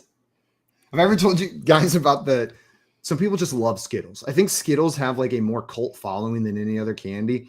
There was a kid at my high school, 14 years old, stole his parents' car to drive to the gas station, and ran straight into the gas station. And whenever they asked him about it afterwards, he said he was just trying to go get some Skittles. Like that was his reasoning. That was all the reasoning he gave, all the remorse he gave. He was like, the thing he was most upset about was that he didn't get his Skittles because he crashed his car into the gas station. Damn, bro. He went by Skittles for the rest of high school, as you can imagine. After ramming your car in there, getting it on the news, there's a car in the Chevron up the street. Like, it was pretty brutal. And he was not as good at football as Marshawn Lynch, so I don't think it was as cute that he loved Skittles. Wasn't as cute. You have another one for us, another candy analogy, JL? I got one last one. Tyreek Hill is nerds. It's delicious. He's sweet. It's crunchy. And he's way more fun to eat all at once. Tyreek Hill, when you get a nice Tyreek Hill game, you're opening that box and you're pouring it straight down your gullet. The imagery in that one was just beautiful, JL. No, I'm with you though. It doesn't matter how big the box of nerds is. The temptation is to shove the whole thing in my mouth. And I feel like Tyreek Hill has games like that, like 180 receiving yards. That's a whole box of nerds down the gullet. Like when it rains, it pours. Exactly. What are nerds? People that went to Clemson. Hi-oh. All right. Hey, all right. Having fun in the morning show. What are nerds made of? Merds. What are nerds made of? What are nerds made of? Murder. Nerds are made of murder. They should make murder nerds. Murder nerds. It feels like Bill Knife, the murder guy, was 3 days ago, jail. That seemed like forever ago. Bill Knife, the murder guy. I dropped my kid off this morning and I turned my car on, and that's the first thing I heard was Bill Knife, the murder guy. I was like, what the hell are they talking about? It's Halloween. Also, Hallen with the real answer says it's cornstarch and sugar. That's what nerds are. And a little bit of food coloring. Are the flavors actually different, or are the flavors exactly the same? No matter no idea, because I've always just poured it straight into my mouth. I've never thought about it. I've never done a flavor comparison with nerds because they're gone in like 0.2 seconds. Joey, do you have another candy comparison for us? One more? I got one more. I got the Boomer Bust candy of them all, the Starburst. You've got red and pink, which are listen. Okay, hear sorry. me out. My bad. You've got the red and pink, which are amazing. Some of the best candy there is. But then you have disgusting yellow, which makes you question your life decisions. Of course, I'm talking about Mecole Hardman for the Kansas City Chiefs. It's either boom or bust. You're either getting 0 or you're getting 100. So calm down. I've never met anyone who doesn't like yellow Starburst. Not a single person in the Jill, world. I've met lots of people who don't like yellow Starburst. Here's one right here. They are wrong, but I think we're in the minority liking yellow Starburst, but I don't understand why. Joey, your reasoning, I like your reasoning. You have the flavors wrong. I'm going to ignore that for a second, but I like your reasoning. He is very boomer bust, just like different Starburst flavors are very boomer bust. 100%. Red is the worst by far. It tastes like cherry medicine. It is not good. Artificial cherry flavor is a bad flavor, and they did a bad job with it. It goes yellow, orange, pink, red. That is the order. Why is orange so high? Orange potentially could be first. Orange and yellow are like a 1A, 1B scenario. Orange and red are functionally the same. It's yellow and pink, and that's the obvious choice. Everybody knows that. I knew when the footballers called me, I should have taken that job and not this one. Go. We don't even want you. Also, Coop said Simon burying the lead here. Pink third. Pink is great. It's just like Tyler Boyd's the third receiving option on his team. I still like Tyler Boyd, but he's the third best one behind Jamar Chase and T. Higgins, just like the Pink Starburst is the third pink, best. Orange, and yellow, right? I mean, those are the 4 colors, but that's the wrong order. That is the wrong order for sure. Also, Scott Fishing, saying, I gave Simon my phone number. He said he would text me later with his, so I have it. That was 11,486 minutes ago. Scott, I'm just waiting for the 11,500th minute. I was about to start singing Red. Simon, is there a text message that you can go back to and get us a timestamp? So there is a DM I can go back to with the message to get a timestamp to verify. I'm going to have to scroll back a bit because it was over 11,000 minutes ago. It was. that Let me know we're the gonna have date. to I'll find this. enter it in. We'll find. October 22nd, 8:36 a.m. is when that October message was sent. 22nd last year? What? October 22nd last year? No, to this year. Oh, that's like a few days ago. Yeah, well, there's a lot of minutes in a day, JL. Oh, okay, I see. There's 12,960 minutes since that day. Oh, shoot. So, but you probably didn't do it right at the beginning of the day. It's probably middle of the day. So he's probably right. Daylights. Right on. Okay. We're just waiting until 15,000 minutes, Scott. That's the last one. Once we hit 15,000 minutes, then I will let you in. I so want to sing Seasons of Love from Rent because you guys just keep talking about how many minutes measure things. Damn it, Joey. Now that song is going to be stuck in my head the remainder of the day. God. Welcome to my brain the last 25 years. Thank you, John. No singing on the show. We're going to get kicked off the air for singing Rent over here. Excuse me. 12,988 minutes. 12,988 minutes. How do you measure the time that Simon's ignored Scott? Keith in our chat says Tom Brady is a pot brownie. He felt fine for the first 20 minutes, so he decided to have the rest of the brownie, and now he's having the worst time of his life. He wishes he just smoked Todd Bowles. Wish he just smoked Bowles instead. Well done, Keith. Oh, Keith, that one's absolutely incredible. Tom Brady, you're right. He bit off more than he could chew this year, and now he's sitting there going, "Oh no, oh no!" And Keith wins the game. What have I done? Yeah, I don't even want to give another one, Keith. That is absolutely incredible. Hal said Keith is on a heater. OMG, that's fire, Keith. I've got that a is heater. absolutely fire. We got a question from Tristan here. Thoughts on Leonard Fournette rest of the season? What do you think, Mr. Joey, the Buccaneers resident fan here? Yeah, like I was hoping that we would see Rachaad White get a little bit more work the last few weeks. So it's starting to be a little bit of a shift with them, almost not 50-50, but like maybe 60-40. But I think they're going to let Fournette finish the year out as the lead back there for sure. What about you, Simon? I'm with Joey. Rachaad White may get a little bit more work, but it's Fournette's backfield. Everyone who tuned in this morning with us, thank you so much for hanging out with us on this Halloween morning. It's been an absolute blast. We will be back tomorrow from 7 to 10 a.m. Eastern time with more Front Yard Fantasy Morning Show. A reminder, everybody, Better Sports Network is giving away a Bryce Harper signed baseball today. You just got to go to their Twitter page, like and retweet the post, and have the Better Sports Network app downloaded. And they're going to reveal the winner tonight on Better Sports Live at 9 p.m. Eastern time with Rick Kamala. But there's a whole day of killer programming before that. Right after this, we got Moose and Keith coming up, followed by Lunch Money presented by Fantasy Guru. And then Corey, Nando, and friends on after that, where they'll answer all of your tough questions. That's going to be it for us this morning, though. Thank you, everybody, one more time. We'll see you tomorrow, and be safe on this Halloween.